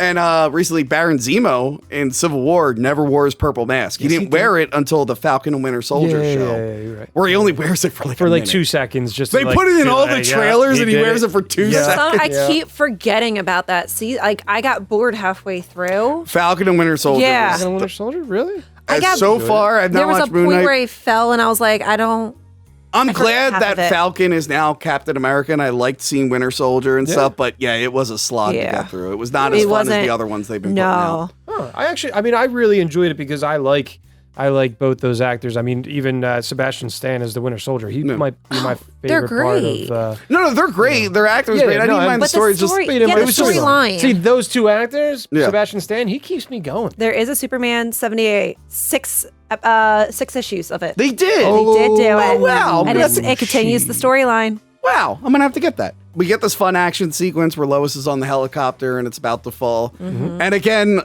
making fun of how like in the modern era, some stuff from early Superman comics doesn't work. He runs past a modern phone booth, Yeah. which is I not fully loved enclosed, and he looks at it and he's like, and he just keeps going. Also, he That runs- was funny. Yeah, that was a really funny nod because That it's like was in the comics he would great. run into the phone booth and come Yeah. out, but now it's just like Yeah. What am Cool. I gonna do? Yeah. See, if you were to remake that today, it'd be like no phone booth. I think that they did mention that whether in I want to say the new Superman and Lois show there was like some kind of reference I hope towards so. it. But he also runs past like 5 alleyways before he runs through the door to jump. yeah, he runs through the So, revolving I was door. like- But yeah, he saves Lois and the helicopter, and that's where she meets the superhero Rips persona. off right underneath. It was. I was like, okay. I guess he just wears it all the time. All right. Yes. I mean, he Right. definitely. And does. Where does then- his clothes go? Did he just drop his clothes? And he just Yeah, drops, he him- just drops drops his them. pants. Well, there's a scene later on where I'm in the like, film. there's a scene later on. I'm like, what just happened to his clothes? But anyway, they got a little, wait a they minute. got a little carried away with their special effects, which is something were other, having which fun. modern movies still do. They It's like, still They do do. it. Yeah. anyway. I mean, look at Batman. Like, seriously, like all of them. Where do they change? How's that happen so fast? So, Still superhero question it. montage. How does Batman pee? Superhero montage. We get the superhero montage of him. Superhero He's now montage. learned his powers and he has his suit and he's going out there and he's cleaning up the town. Yes. Wait. What happened to the helicopter? He put it back on the thing. Oh, okay. Yeah. I just Everyone's wanted to happy. Mention, you know. But now we're on superhero montage here, and this is used a lot in the Spider-Man movies. Yeah. All 3 incarnations of Spider-Man have a superhero montage. You need a superhero montage. Superhero montage. I mean, I think all movies should have montages, but I think my favorite montage of all time will always be Velocipaster. That will probably be my favorite montage. Velocipaster. Oh, duh, yeah. You have to watch it. We did a review a long time ago. Yes. And oh my God, it's such a great, fun movie. But It's that will great be fun. my. I thought it was going to be worse than it was, and Really? it's Because it makes good. fun of It balances. itself. Yeah. Well, Yeah. anyway, we got the review for you. Check it out. Now listen. Favorite montage of all time. Getting back to, by the way, I like when he takes the cat out of the tree and gives it to the girl. Oh, And she's like, Mommy, I saw a guy flying. She's like, stop telling lies, you hear a slapper. And then he saves Air Force One. He does. Yeah. Gotta save Air Force One. Brilliantly and as it- well. Yeah. And they're just like, oh, I don't know what it. Just let it be. It is what it is. Don't ask questions. So like this takes me back to, the helicopter thing as well. Does this Superman just have an aura around him that he can just control the way that he holds things? So Physics don't exist here. I think it's called tactile telekinesis. I think Superboy has that in the comics. Yeah. To make up for lack of strength. Yeah. Maybe Superman the also way- has, because they've come up with excuses, but it's just comic The book. way that he Yeah. holds things is just, I mean, back then it was just, the way that they had to shoot things and with the helicopter in his It is a hand, little that's how they have to inconsistent do when you it. factor in Superman Returns when he grabs the wing and the wing snaps off. It's like, all right, well, any other time he grabs something and the whole thing is And it's fine. Yeah. But anyway, so we get the superhero montage. He's stopping crimes all over the place. People are learning who this character is. And Yeah. again, the big one is Sam Raimi Spider-Man, where we're hearing people talk about Spider-Man. Yep. Another wink and nod to something from the comics that they didn't want to do. Lex Luthor learns about Superman. He's identified him as a threat. He wants to take him down. And Otis gives him a robe, and it's a purple and green robe because in the comics, Lex Luthor wears a lot of purple and green. And like, all right, that's a funny wink. That's a funny wink. Like, hey, you're not getting the purple and green spandex suit. Here's a robe. Also- we know. We're aware. Yeah. What is that? Just old Metropolis down there that got sunk down into? Yeah, I guess it's like an unused, that's which where the new Batman movie, his Batcave is in an unused, abandoned train station. Also, but he doesn't have a swimming pool on the staircase. That he we've doesn't. seen. We haven't seen it yet. But yeah. Do you think that water's clean, or do you think that's like sewage water Nah, that he's that's swimming in clean. down there? He puts a chlorine thing in there. Does he? Anyway, that's good. by the way, I love, this is one of my favorite comedic moments, and I think a lot of people might miss it. When Perry White is going around, and he's like, I want you guys to ask questions. He's throwing out questions like, what's this? Does he like, where does he get this? And then he looks at Clark, he goes, what's his favorite ball team? And Clark almost answers. He's like, What's his favorite ball team, Kent? Now listen to me. I tell you, boys and girls, then he meets Lois. See, And, we start to develop the romance, which you get in a lot of these. And he tells her like information that's going to be used by the villain later on. Well, he's not. Yeah. But the whole thing is Lois isn't sure like who it is. Is it Clark? Is it Superman? Well, she doesn't right? think it's Clark She at doesn't all. think it's Clark by that point. At that Not point, at she all. has no idea that Not it's at all. Clark. She's like swooning But over she's him way not- too hard to even think about who. She doesn't come up with the idea until the very end of the film. The second movie. No, not the thinking it's Clark. Oh. That Clark was coming over. That was a separate person. No, coming over for the date, because wasn't he it? left her a note saying, "Meet me on the rooftop, Yeah. a friend." Yeah, but So that she Clark knew- still comes over. So Yeah, and but she because wasn't. She had shocked. a date. Had a She date had a with date with Clark. Clark, Yeah, but yeah. she knew she was also meeting Superman that night. Gotcha. Okay, now that makes Because more sense. this I is got the, confused there. This I was is like, the wait. feminist women's movement, and Lois is getting around. Get it, girl. Your thing. She getting it girl. with a guy. So the wholesome Lois from when I was a love it. kid does not exist in this film. Also, don't This spoil film kids that- because she was. He checked her lungs. He for did. He cancer. did check He her did. lungs He for cares. Like, cancer. because not yet. this is also years later when people realize, hey, turns out these things aren't good for us. So you got to work in a messenger. Yeah. But it's funny. Now, truth, justice, and the American way. They refuse to say it in movies these days. They trimmed it down in Superman Returns. They trimmed it down in the theatrical cut of Justice League. And every time they do something with the catchphrase, truth, justice, and American way for like the last 20 years, the internet has a total meltdown. Oh yeah. They melt it down over the Superman Returns trailer. They melt it down in Joss Whedon's movie. They melt it down when they did something recently in It the was more of a comics. mustache thing, wasn't it? Wasn't it more of a mustache? No. thing than the- But it's funny. So every time they do it, they criticize America, and people act like it's new. But people forget that in this film, when he says, "I'm here to fight for truth, justice, and the American way," she goes, You're going to end up fighting every elected official in this country. Sure you don't really mean that, Lois? Even back then, they were criticizing that motto. Yeah. And from what I read, feel free to let me know if I'm wrong. That motto or catchphrase did not come from the comics. It came from the radio dramas during World War II. Oh, cool. To, you know, make Yeah. people get into the war effort and stuff. So they're like, hey, Superman, you know this guy you like? He's fighting for the American way. But yeah, even back then, they took because, you know, the war's done. So they were able to kind of poke fun of like the World War II era Superman that didn't really exist anymore. Yeah, the one It's that was crazy fighting that- Nazis and all that. People get so angry with that, but yet we have Captain America, who was a very similar character. But Yes. there's not an issue with that. I don't know. But this line kind of reminds me of, what would you rather wear? Yellow spandex? Like it's making fun of something from the character's history in the comics. Yeah. But yeah, we get the cute hero and love interest connecting. He takes her up for a flight and she monologues. Can show you the world. With the "Can you read my mind?" Right? Like you couldn't you hear Love the whole that time? monologue though. I really do, because it's you're seeing almost like a part of the audience right there. Yeah. It's a And poem. she's having the she's same reading, thoughts. It's like a poem that she's reading right there. It's- I mean, that's like beautiful. For like, 78, can you read my mind type shit? yeah. Yeah. The acting I think wasn't the best in it. I think for 78 it did really well. But the music, John Williams' like love theme is so good. I think in it was absolutely beautiful though at the same point. And And- just when I think the hand part where she's trusting and then he's like allowing her slowly to like be on the fingertips.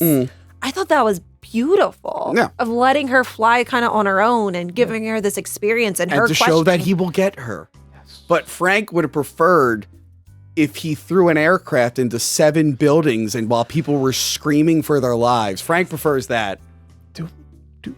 Same Frank? Me? This guy? Yeah, because you like Man of Steel more than this. It's not a. You're like, what's this boring romance? Superman should be causing the death of thousands of people. I enjoy the romance. Okay. I just think that he's hitting on Miss Lane a little bit too much and being too dominant with her, and she needs to make up her own decisions and not just bang this guy because he's made of steel. Well, he's showing restraint. He Because he is. respects her. Is he though? Yeah. He only checked out her panties because he asked, or she asked. I think in part 3, when he becomes evil Superman, I think it's implying he bones a girl on the Statue of Liberty. I have to rewatch the movie. We should fast forward through. Yes. Anyway. I think I'm not a big romance fan at all whatsoever. Love a good And I hate romance. seen I hate Notebook? chick. Unfortunately, I hate chick flicks. I hate romance. Yeah. I'm not. Nah. Yeah. But How long you been broken up, by the way? since January, Oh, yeah. You just don't like romance. Anyway, keep I've going. never liked romance. Ask him. Ask him. Are you kidding me? He tells me he's. No, don't worry. Let's get back to God. back Why to don't you the like to go? Why don't What you did you love start, me? And Tony? I'm like, What are you doing, man? Yeah. You're gonna get us I'm all sorry. killed. This a therapy session?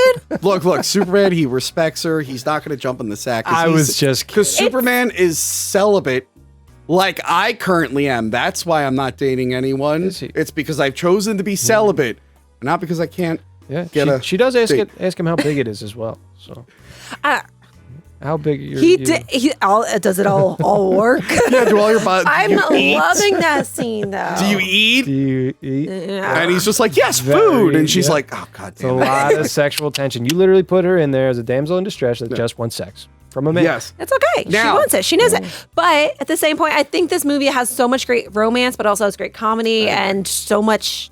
Just that one scene, though, it shows something that you will never see in other movies. And it's nice now. to have a slow scene after a big action sequence. And I know we just had this huge montage. And it's like, all right, let's slow things down a little bit and have the characters kind of develop and meet each other. Doesn't Man of Steel slow down a little bit too?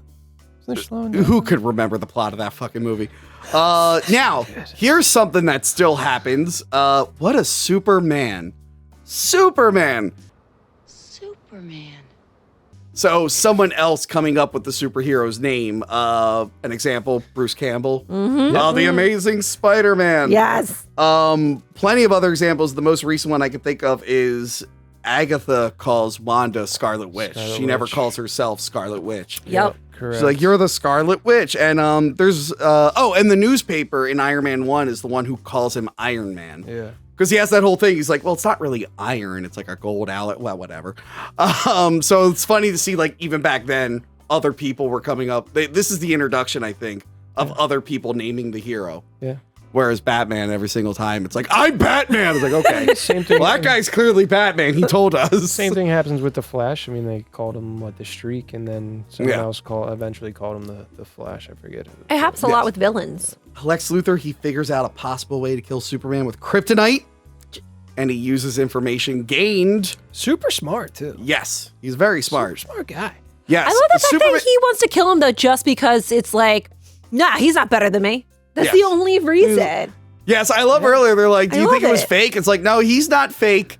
And they're like, why? It's like, because if anyone was going to fake something, it would have been me. Exactly. God damn it. But yeah, he comes up with a plan. He figures out that meteorites must have also come from Krypton, and he finds one that could work. Why does he hang out with such idiots, you know? I mean, hey, Miss Tessmacher. Oh my gosh, in the black corset. I was like, yes, girl, yes. But Isn't it in Supergirl, she's like a robot, right? It's like revealed she's a robot. Miss Tessmacher? Really? Well, no, he like eventually like controls her and like turns her into a robot. I Yes. think. Yeah. In the yeah, Supergirl in show. the Supergirl show. Never seen it. Where John Cryer from Superman 4 came back to play Lex Luthor. Lex He was Luthor. Lenny Luthor in Superman 4. He does a good Lex Luthor. Which is pretty cool. There you go. They go to sabotage a nuclear missile, and Otis is wacky, and he's like screwing up. And this feels like a cartoon that would have been out at the time. Yeah. So the movie never tells you what his plan is right away. Yeah. No. And other films have done that. I'm thinking of like, if you could think of another one, I'm thinking of Batman Begins. We never know what the bad guy's plan is till it's revealed later on. We get hints at what they're doing. We know they're up to something. But here, like, he never tells you, like, what the plan is. So it's like, why are they What he messing wants with to the do. missile? Why Yeah. are they doing this? And you know, well, I'll reference a bad movie, Batman v Superman. The movie never, you never really know what Luthor's doing with the Zod body, and it turns out it's making an ogre that I refuse to call Doomsday. I know. I'm not very happy about it either. Supposedly the Flash is fixing it, but Jesus Christ, you can't fix something like that by Yeah, now. it's pretty bad. Yeah, It's pretty bad. It's yeah. God damn you. But yes, now this is something that would never happen in a modern superhero film. The villain and hero meet each other at the hour 45 mark. I don't think that would ever happen in a modern film. No.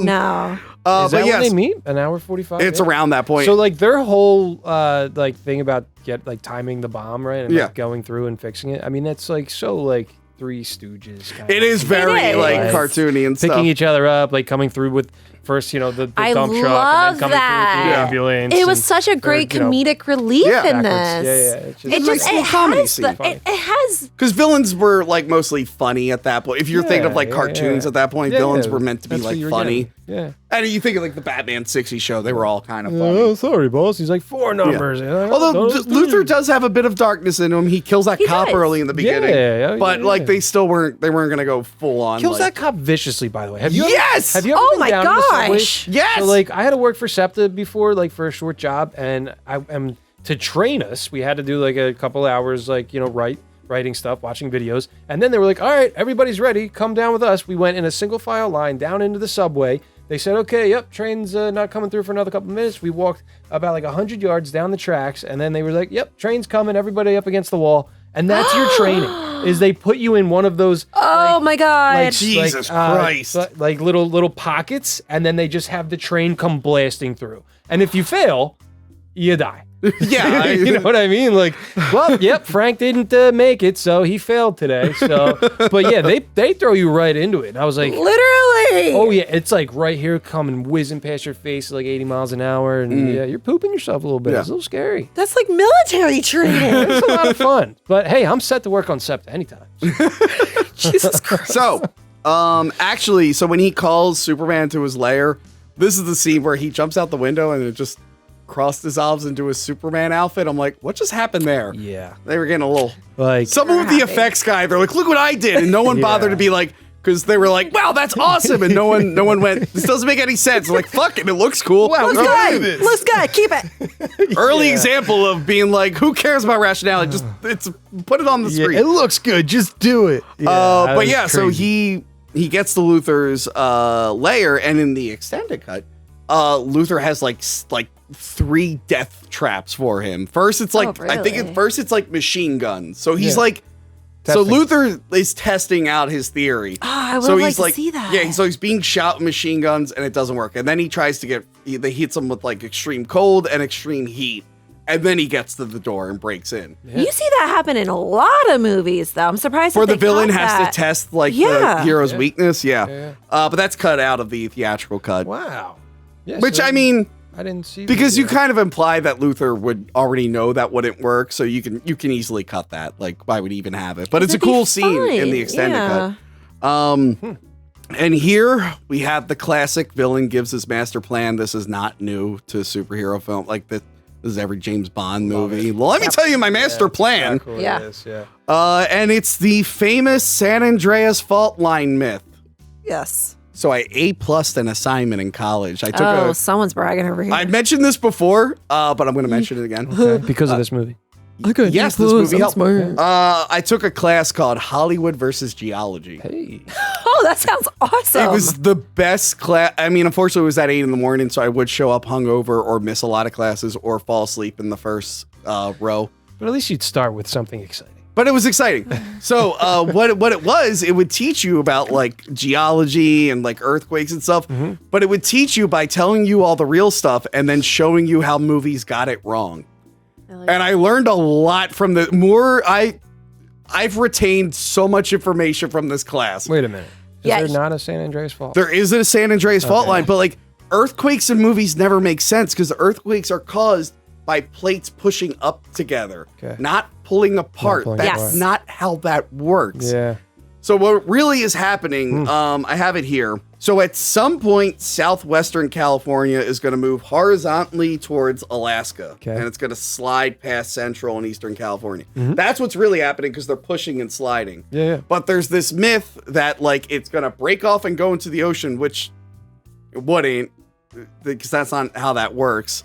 But a lot of movies, and I brought up examples of like movies, and this was one of the examples where like, hey, Lex Luthor's plan wouldn't work here, and then we brought up Escape from LA, and the big board we made, it was a street that was cracked in half, and the board could actually be separated. It was pretty cool. It was pretty cool. You know, many people think that just parts of the country can just float away, literally float. I had a friend that thought New York City floated on water. No. I swear to God. Who is this friend? No. She's really pretty. She's really, really pretty. I love her to death. So yeah, I know she doesn't watch this, That's horrible. but she literally thought New York City floated. I swear to God. She's really pretty. Yeah.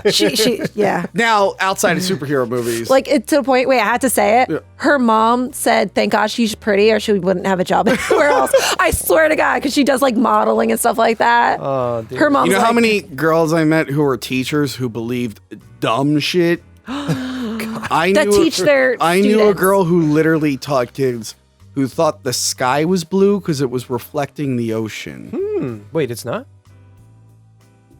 And then I know another teacher who said the most accidentally racist thing I've ever heard, but thought it was 100% true, which I'm not going to say on camera. I'll tell you afterwards, but I was just like, you should not be teaching kids if you believe that. Holy shit. My third grade teacher told me that Santa Claus doesn't exist. That's how I found out. Well, that's true. So that was a case of a teacher actually being honest. Oh. Yeah. Okay. Wait. All right. Whatever. Just Santa's ruin my not freaking real? child. No. But yeah, the San Andreas fault thing is a myth, and it's been seen in Escape from LA and the movie San Andreas, which is highly inaccurate, but a lot of fun. Shocker. But yeah, that's his plan. He's going to launch 2 nukes, and this is where we get this sadistic choice, which is still being done today. At this point, it's like, hey, I put 2 nukes. One's going to hit the San Andreas fault line. The other one, I'm going to send it to Hackensack, New Jersey. I know exactly where it's headed. Hackensack, New Jersey. I laughed so hard when I heard that. Hackensack, that's fucking random. Where's Tessmacher's mother lives. Yeah. Which I'm all building the up places. to that. I'm Have building you up to guys that. been to Hackensack? Yeah. So he's going to blow it up. But this is the sadistic choice. Much like Spider-Man. Like, hey, you have to choose between Mary Jane and the kids or the Dark Knight, where he's like, I'm going to blow up your girlfriend and Two-Face. You got to pick one. Pick one. You got to pick one. Can I just say how weird it is now to think about that and to see, like, you clearly see the Statue of Liberty, clearly see New York City in the background, New York is basically Metropolis in It this. is. But if it's going the other way, Hackensack's still west. Yeah. Literally, Hackensack is west of New York City. Like that's as Maybe wherever Metropolis is they moved the It's like Twin in the Towers middle? and the Statue of Liberty. They moved it to Metropolis. and the Eiffel Tower. Not the Eiffel Tower. Yeah, wow, but- Empire State Building. I was going to say, like, wow, the Eiffel Tower made it there. Wow, who knew? Empire State Building. Try to get that back. And yeah, it's clearly New York City. Yeah. Yeah, Hackensack's on Which the is other funny, side. if we're talking about modern films, the Dark Knight trilogy, it's just Chicago, Just Chicago. for two Yeah. films. And they put then it in by the Chicago. time they got to part 3, they're like, all right, well, now it's Pittsburgh and New York, because we already did Chicago twice. And parts of LA. Yeah, so he has to go stop him, but he gets kryptonite thrown on him and thrown into a pool of water. And which is, I mean, like, I guess I like the way that he takes the kryptonite, you know, like where it's like, you know, he just completely shuts down altogether, but he can't even like lift that up. He's No. he just completely It's killing him. But all right, so look at it this way. So if he's from Krypton, right, that's a piece of his planet, and it puts him like that. If he went to his planet, would he act like that? in Superman Returns, yes, the deleted opening of Superman Returns, that's how it started. But I mean, wouldn't he just become like a average person that now? Well, no. Instead of him not being able to even lift his arms. I thought it took away all of his, like everything about, like it kills him slowly. It kills him slowly. Yeah, that's what I thought. I'd have to watch the beginning of Superman Returns again, because I think if the I always forget. Yeah. I thought it took. if the red sun is there, then I think Krypton does Then nothing it's fine, to him. but it's because of the yellow sun with the Krypton. But in the original opening of Krypton. Superman Returns, which they didn't release until years after, and it would have really helped that movie, he goes to Krypton. Yeah. And he finds pieces of it, and because there's kryptonite, it weakens him, and that's when his ship gets knocked off course. He never meant to leave for 5 years in that film. Yeah. So basically, if he has his powers and the energy of a yellow sun, and he's by kryptonite, it will kill him. But if he has a red sun, the red sun doesn't kill him, it just depowers him. Yeah.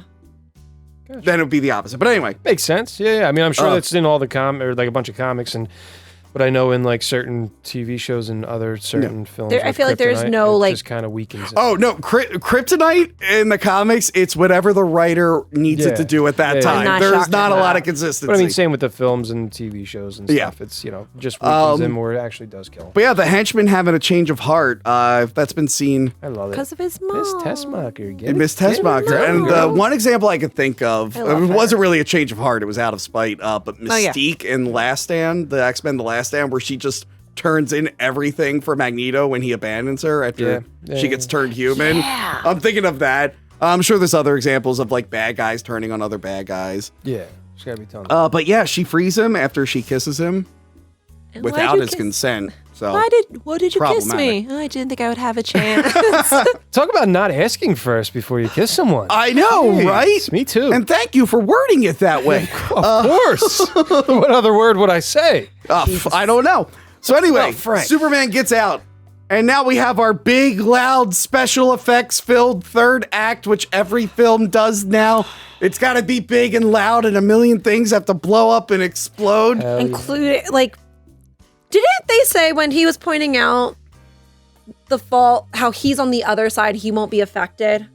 Yeah. So does that mean he's in, like, closer to, like, where Vegas is? Yeah. Yeah. So he's in the they desert. They show him, they show earlier, Lois is on the West Coast going like, who's this stranger buying up all this land? And the Native American guy is like, I don't care, this is worthless desert land. So yeah, he's buying.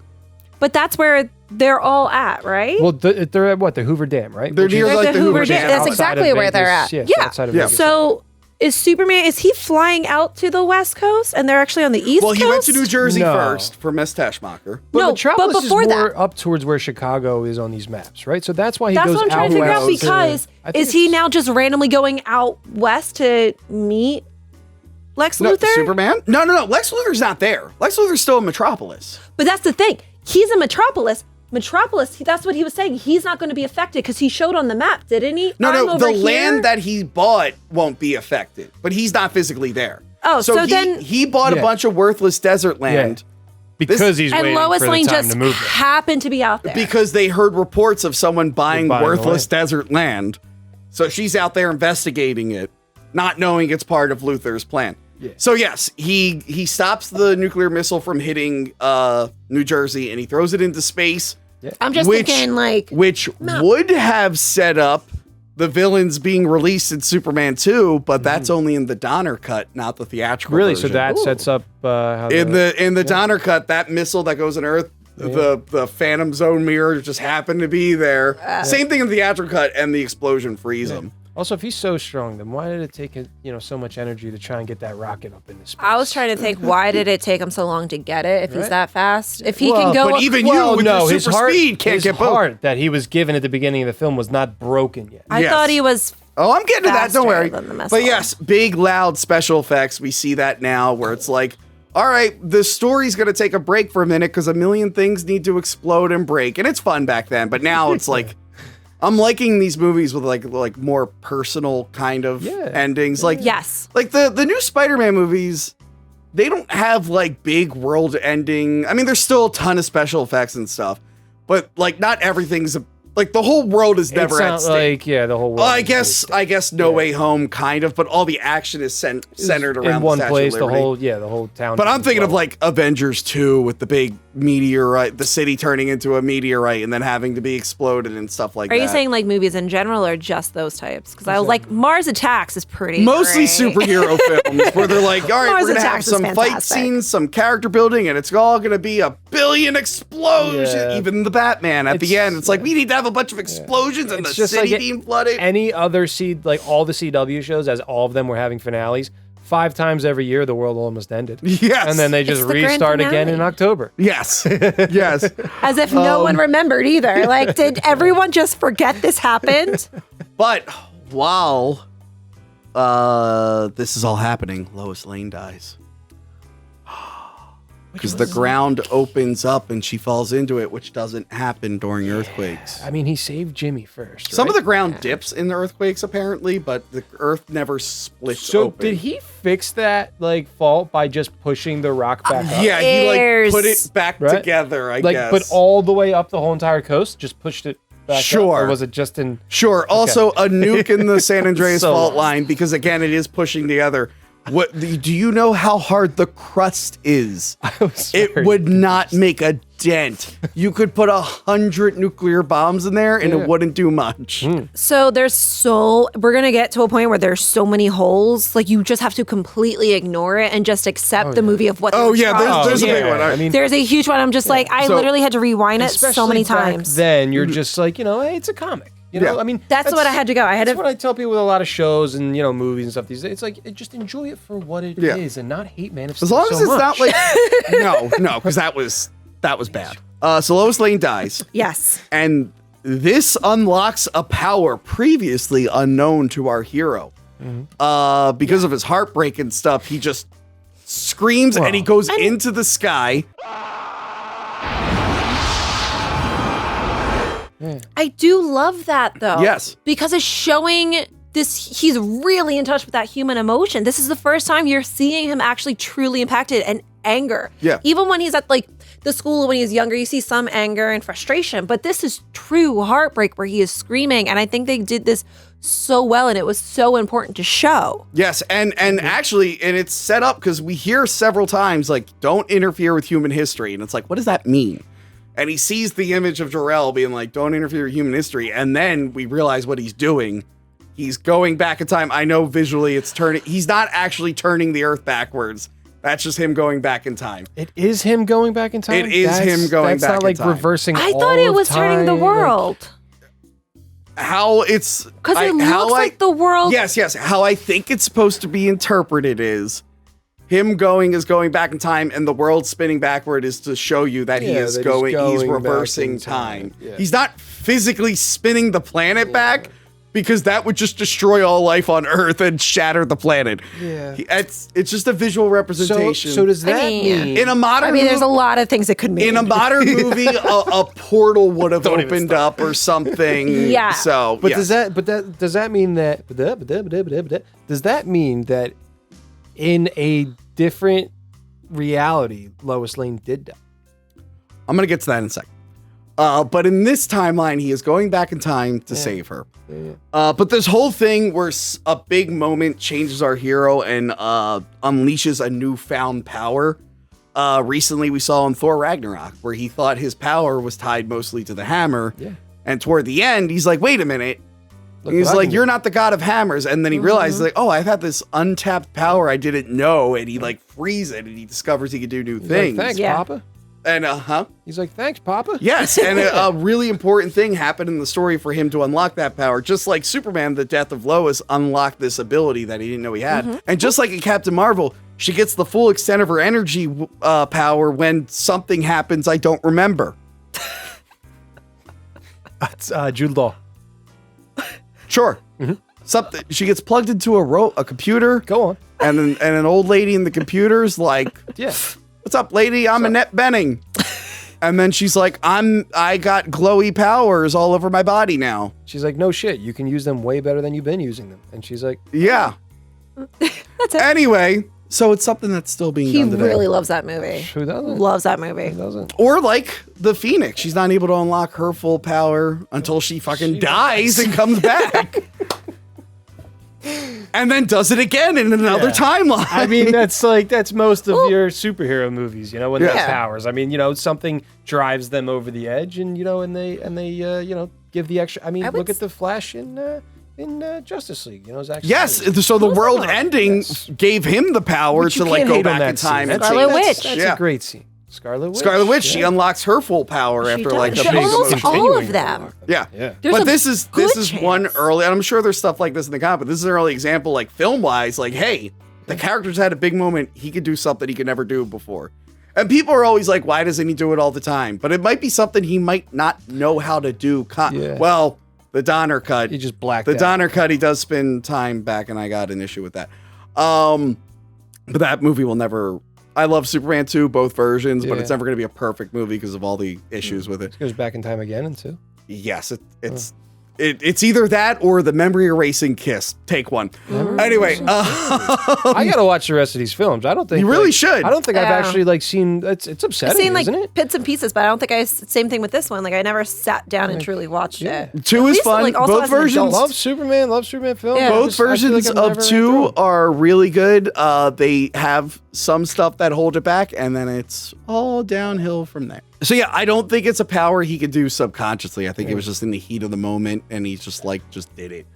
But yes, there is kind of a plot hole. Because, all right, so he went back in time to save Lois, but if he's saving Lois, that means the dam is going to flood the town, the train is going to collapse. So did he go back? Is there a second Superman now? I had that question. I want to know if there's a second I watched this probably at least 4 or 5 times. Like, did I miss something? Did I miss something? Yeah. And then I just had to accept it. Yeah. It was because he drops off the kid that was on the dam. Yeah. When he drops him, Jimmy Olsen.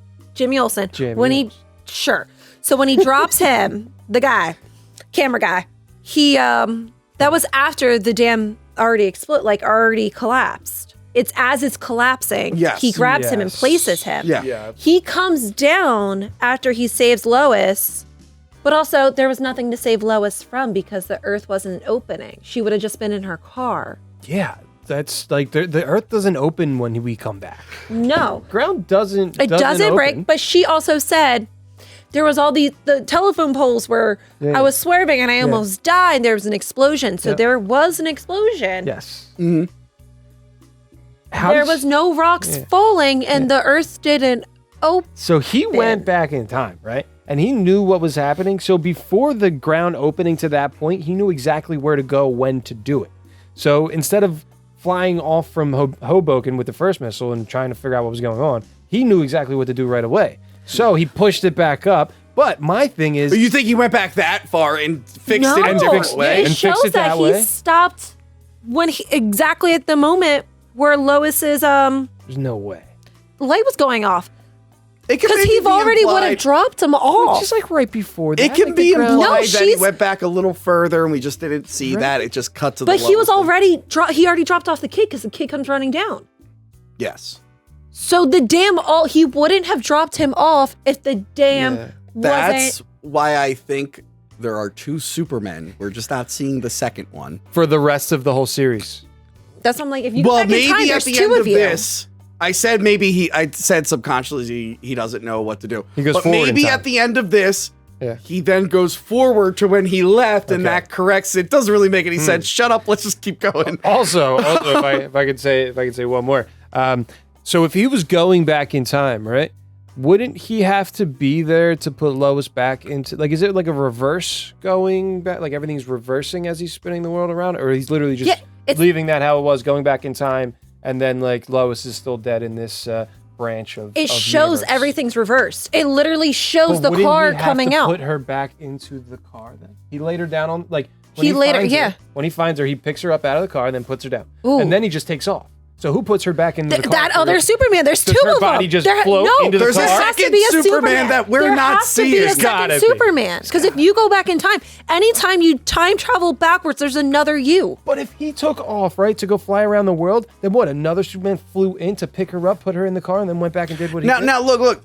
There's also maybe. It's a Yeah. glitch. Now, It if can't this happen. movie Glitch in the was, Matrix. if this movie was directed by Frank's best friend Zack Snyder, Are we besties? Call me. yes, Superman me. would have came back to save just Lois, and he would have let that whole town just drown and No, because die. no. I He love you, wouldn't, Zack because Snyder. he wouldn't have broken his promise. He never breaks a promise, and he doesn't lie. Who? He broke a promise to his father.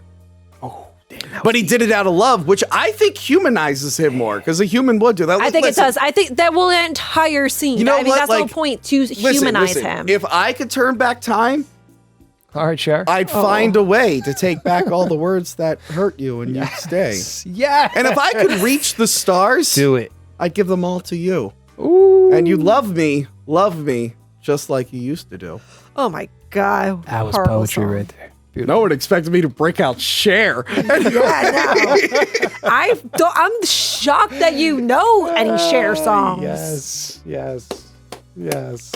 I'm making this a clip on the clip channel. it. It's going to be called the 2 Superman theory, and it's just going to end with me singing that. Anyway, God, So, my brain hurts. Go on. so Superman sends. Oh, at the end of this, Lois Lane does the whole thing. She's like, "Yeah, Clark and Superman are never in the same." And that's when she gets the idea that they might be the same person, much like in Spider-Man when Mary Jane kisses Spider-Man. Then she realizes the kiss is similar to another one she had. She's like, "Wait a minute, Wait a tick.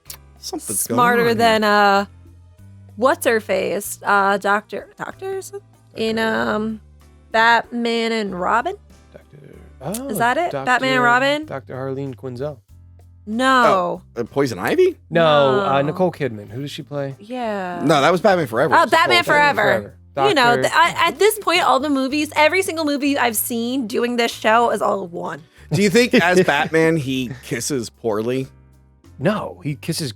But he's not able to because move Oh, his he yeah. head. wants her Yeah. to like the Bruce Wayne persona. You're right. And after she kisses him, she's like, "I think I like Bruce." Do you think he like just You're when he's right. making out with her, he's like, "Ah, Too much time. like he's kissing really bad on purpose. I don't think he can kiss well because of the mask. How much can you And then, use? and then she kisses him. How do you kiss and you can't move your head? She kisses Like, him, and then she's like, "Oh man, he sucks." God. Bruce knows how like, to "Never kiss. I'm gonna mind, go I don't back wanna with Bruce. Bruce." Yeah. That's guys. If you're a superhero and you have to kiss the same girl as your alter ego, You kiss poorly. you kiss poorly. You go. How was your date with the Green Lantern? Not Yeah. good. Hal Jordan, he knows how to kiss. Green Lantern went Anyway, Yes. so yes, he drops Luthor off at a prison, setting him up for later films, which a lot of films do. Most superhero films will kill their villain. The Batman films did that, except for Riddler, but they never brought him back. Batman and damn Robin is the Riddler. only one where they don't kill the bad guy. I guess Bane maybe might Joker. die. They don't kill the Joker. No. They don't kill the Joker They in Dark don't. Knight, Just but don't. it just, that was a coincidence. But Spider-Man was killing all their villains. Yeah, that's right. Except for Sandman. Sandman's the only one who makes it out of that original trilogy. Yeah. I mean, the new Marvel films, they don't do it as often because they want to use them again. They did early on, but yeah. But after a while. they're still After a while. trying to kill them. Yeah. In the Marvel ones. And DC, they just put them in Arkham. Or just throw them in Suicide Squad. Yeah. Oh, yeah. Anyway, we see our superhero flying around while his theme music plays and everyone's happy and it reminds Killing me it. of Spider-Man swinging or Ben Affleck's awful CGI double swinging at the end of Daredevil or Wonder Woman flying at the camera at the end of Wonder Woman and Aquaman swimming and striking that pose for no one at the end of Aquaman when he bursts out of the water and he's like this and like and I'm thinking about it I'm like who's he doing that for? Like is Looking at. it's like a seagull that's like yeah that was cool dude. Yeah, it's Amber Heard. It's one of the like, fish. that's my man. Oof. Oh god. So that is Superman the movie. Yeah. I think the most important superhero film ever made and the most influential. I think it's a very iconic film. I Yes. think it fulfills a lot of things that you won't be able to do today because we constantly look for the action nonstop. Yeah. But We it don't also like does talking. it does a lot of stuff that is still used today. It is. Besides some of the obvious bad effects, I think it aged pretty decently. Not Yeah. everything. It treats the source material with respect, but isn't afraid to poke fun at it from time to time, but not Absolutely. outright like humiliate it and make fun of it. Mm-hmm. Oh god, a movie that did that was the Green Hornet movie. Oh, I did not see that. Neither did I want to see that. I really like the Green Hornet TV show, and that movie was just like, we're just gonna make this whole thing a joke. I'm like, ugh. No. Anyway, no, I think it's a really, really good film. And like I said, we wouldn't have a lot, especially superhero movies that do origin stories, which not everyone is into origin stories these days. But I think these days it's more of the audiences are more aware of a lot of these characters' origins. So that's why they were smart with the new Spider-Man to just skip over it. Yeah. The new Batman skips over Don't it. need it. But back then, all you knew about Superman was that he was in a rocket. Yeah. And then if you read Superboy, you might have learned some stuff, but there wasn't like a big telling for the entire audience. Yeah, it's exciting back Yeah, then. I think this was mainly influential. Wasn't just because of all the influence the movie has. It's in it, but the fact that it was such a success. Success. God damn it! Is it just because it's late? Success. Is that you all right? No, this is. I mean, yeah. Does it Plus, I'll succeed? just- Does it succeed or secede? I'm sorry, Oh, what? no. Leave her alone, all right? Thank you. Did you ever watch the I used whitest? to hate you. Now I like you again. Yeah. Did you ever no, watch the I got you. whitest kids you know? They did that Ah. season. They did that. They made a mini movie called The Civil War on Drugs. And they're in the South, and these people go like, "We're seceding," and the guys are stoners, and they're like, "Succeeding at what?" Like they didn't understand. what the word- Someone made fun of me actually the other day. 'Cause No, stop. secede is a bad thing. secede If is to you like secede secede. from the union and break Yeah, up the union. exactly. No, succeed. I guess it's only a bad thing if you're talking about it in that context. Whatever. yeah, but I I'm can, not. you know, Succeed. Johanna doesn't even think it's a bad thing. She brings it up all the Oh time. my God. But anyway, yes, I it think- succeeds at what it tried to do. It succeed in money and just as a film itself, and it allowed that path of hey, let's try and copy this and keep it going. And yet they really, in TV, they started doing superhero stuff in the, well, no, they were already doing it at that They point. were already doing it. it. wasn't really until Batman where they that was tried the next again. one. Yeah. And then they tried again in the 90s, but it wasn't really till the early 2000s where they go back to this model with Spider-Man that the superhero genre really took off, and it's been 20 years and Yeah. it's still going. But I'm it's a not- bubble that has not yet burst yet. You think it would by Ooh. now. But I'm not just saying the model itself, but I'm saying it opened up a gate for it to even be a thing and Yeah. be accepted because I know Batman was able to happen because of this movie and Mm-hmm. it was so heavily influenced of the success. Wow, if I talk really slow, I can get every You almost syllable. Sound it You out. almost I can speak standard American dialect if I think. I use my brain. I want to get you a speech class. I was in first grade, asshole. Only first grade? Oh. And second and third and fourth and all Whoa. of fifth and sixth. And look at Okay. you now, you It know? might have been all through elementary school, and they were thinking about me doing it in middle school, and they were like, "You're already in band playing clarinet, freckles, braces classes. We're not going to have you go to middle school in speech." I was like, They're "Thank like, you." yeah, just that was let her- that was a thing. Let Yeah. the girl live, please. Thank you. But I was in the library still putting away books. So anyway, Yeah. yeah, I think it definitely opened up the gate Yeah. for Batman to even happen. Now, Frank, as someone who hates this film, what did you think now that I've shown you how important it was to the rest of the genre? Listen, I don't hate this film. Okay. Like, I mean, there's parts of it that, I just, I wish that, I could have liked and enjoyed more.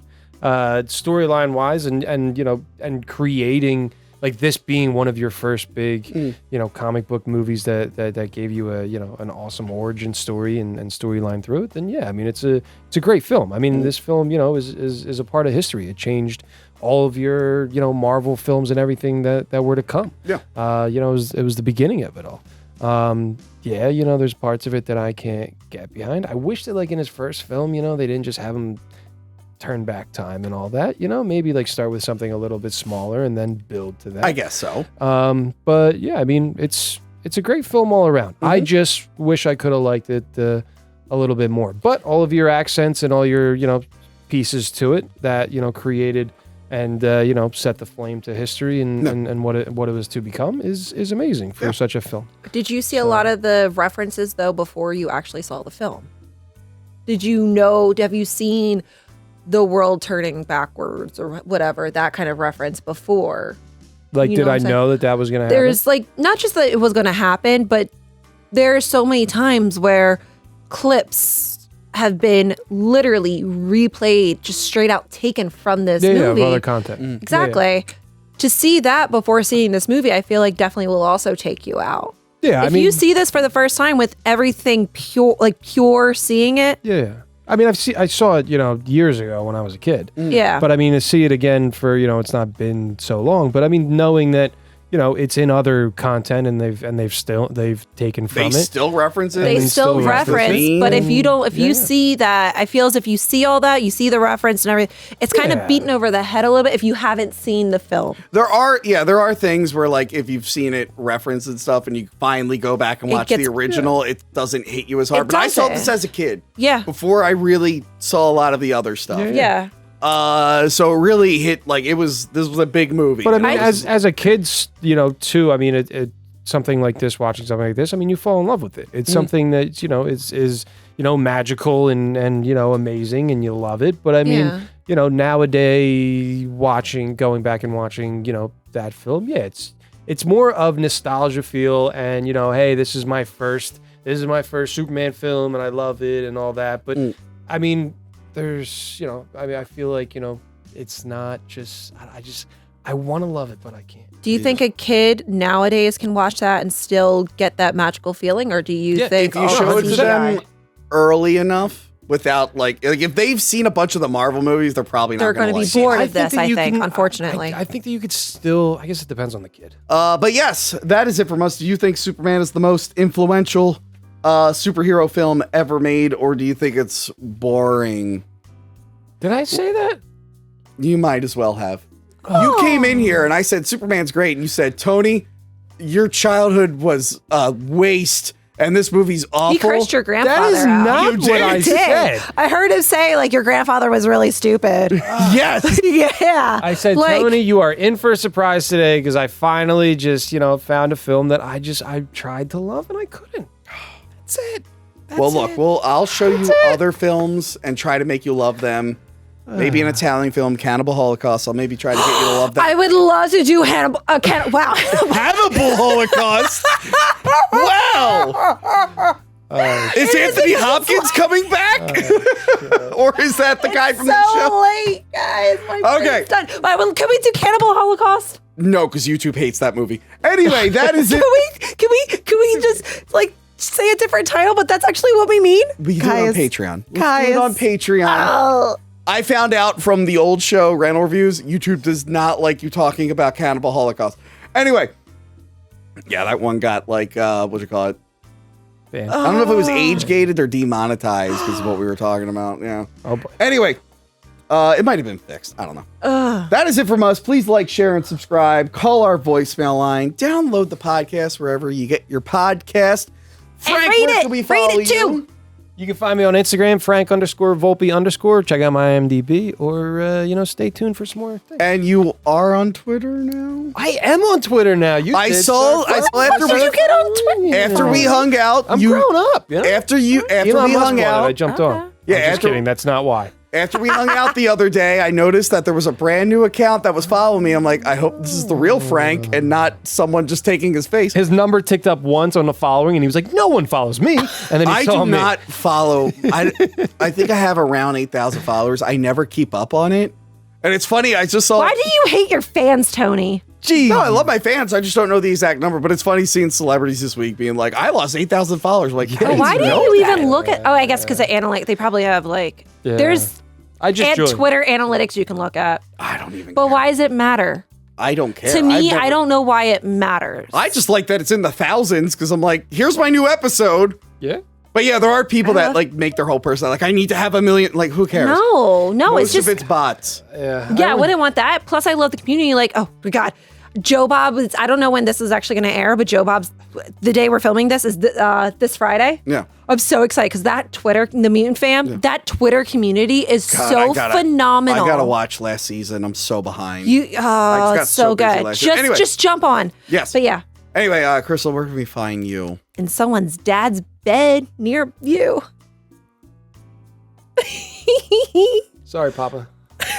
That's Ooh, is your dad just as attractive as you and Trish? No. Crystal.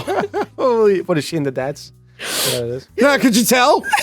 Anyway, that is it from us. Goodbye. Bye, guys. See ya. I think Capcom does a great job when they're adding like collaboration characters. I've never been able to extend this way. Oh God, I gotta get the helmet on. Oh God. Wait a minute, our guy's a bad guy the whole time. I just think it's crazy that I'm better at video games now than when I was like 16. That is how you fix all the problems with all these games. I feel like toy distribution is so different than it used to be. They resculpted over the chest. They gave him a flak jacket over it. I laugh when I see Among Us, but I'm not having fun inside. It's a reflex. No, you took my joke. Remember to like, comment, and subscribe. Check out our other videos and Patreon page. Talking about tapes.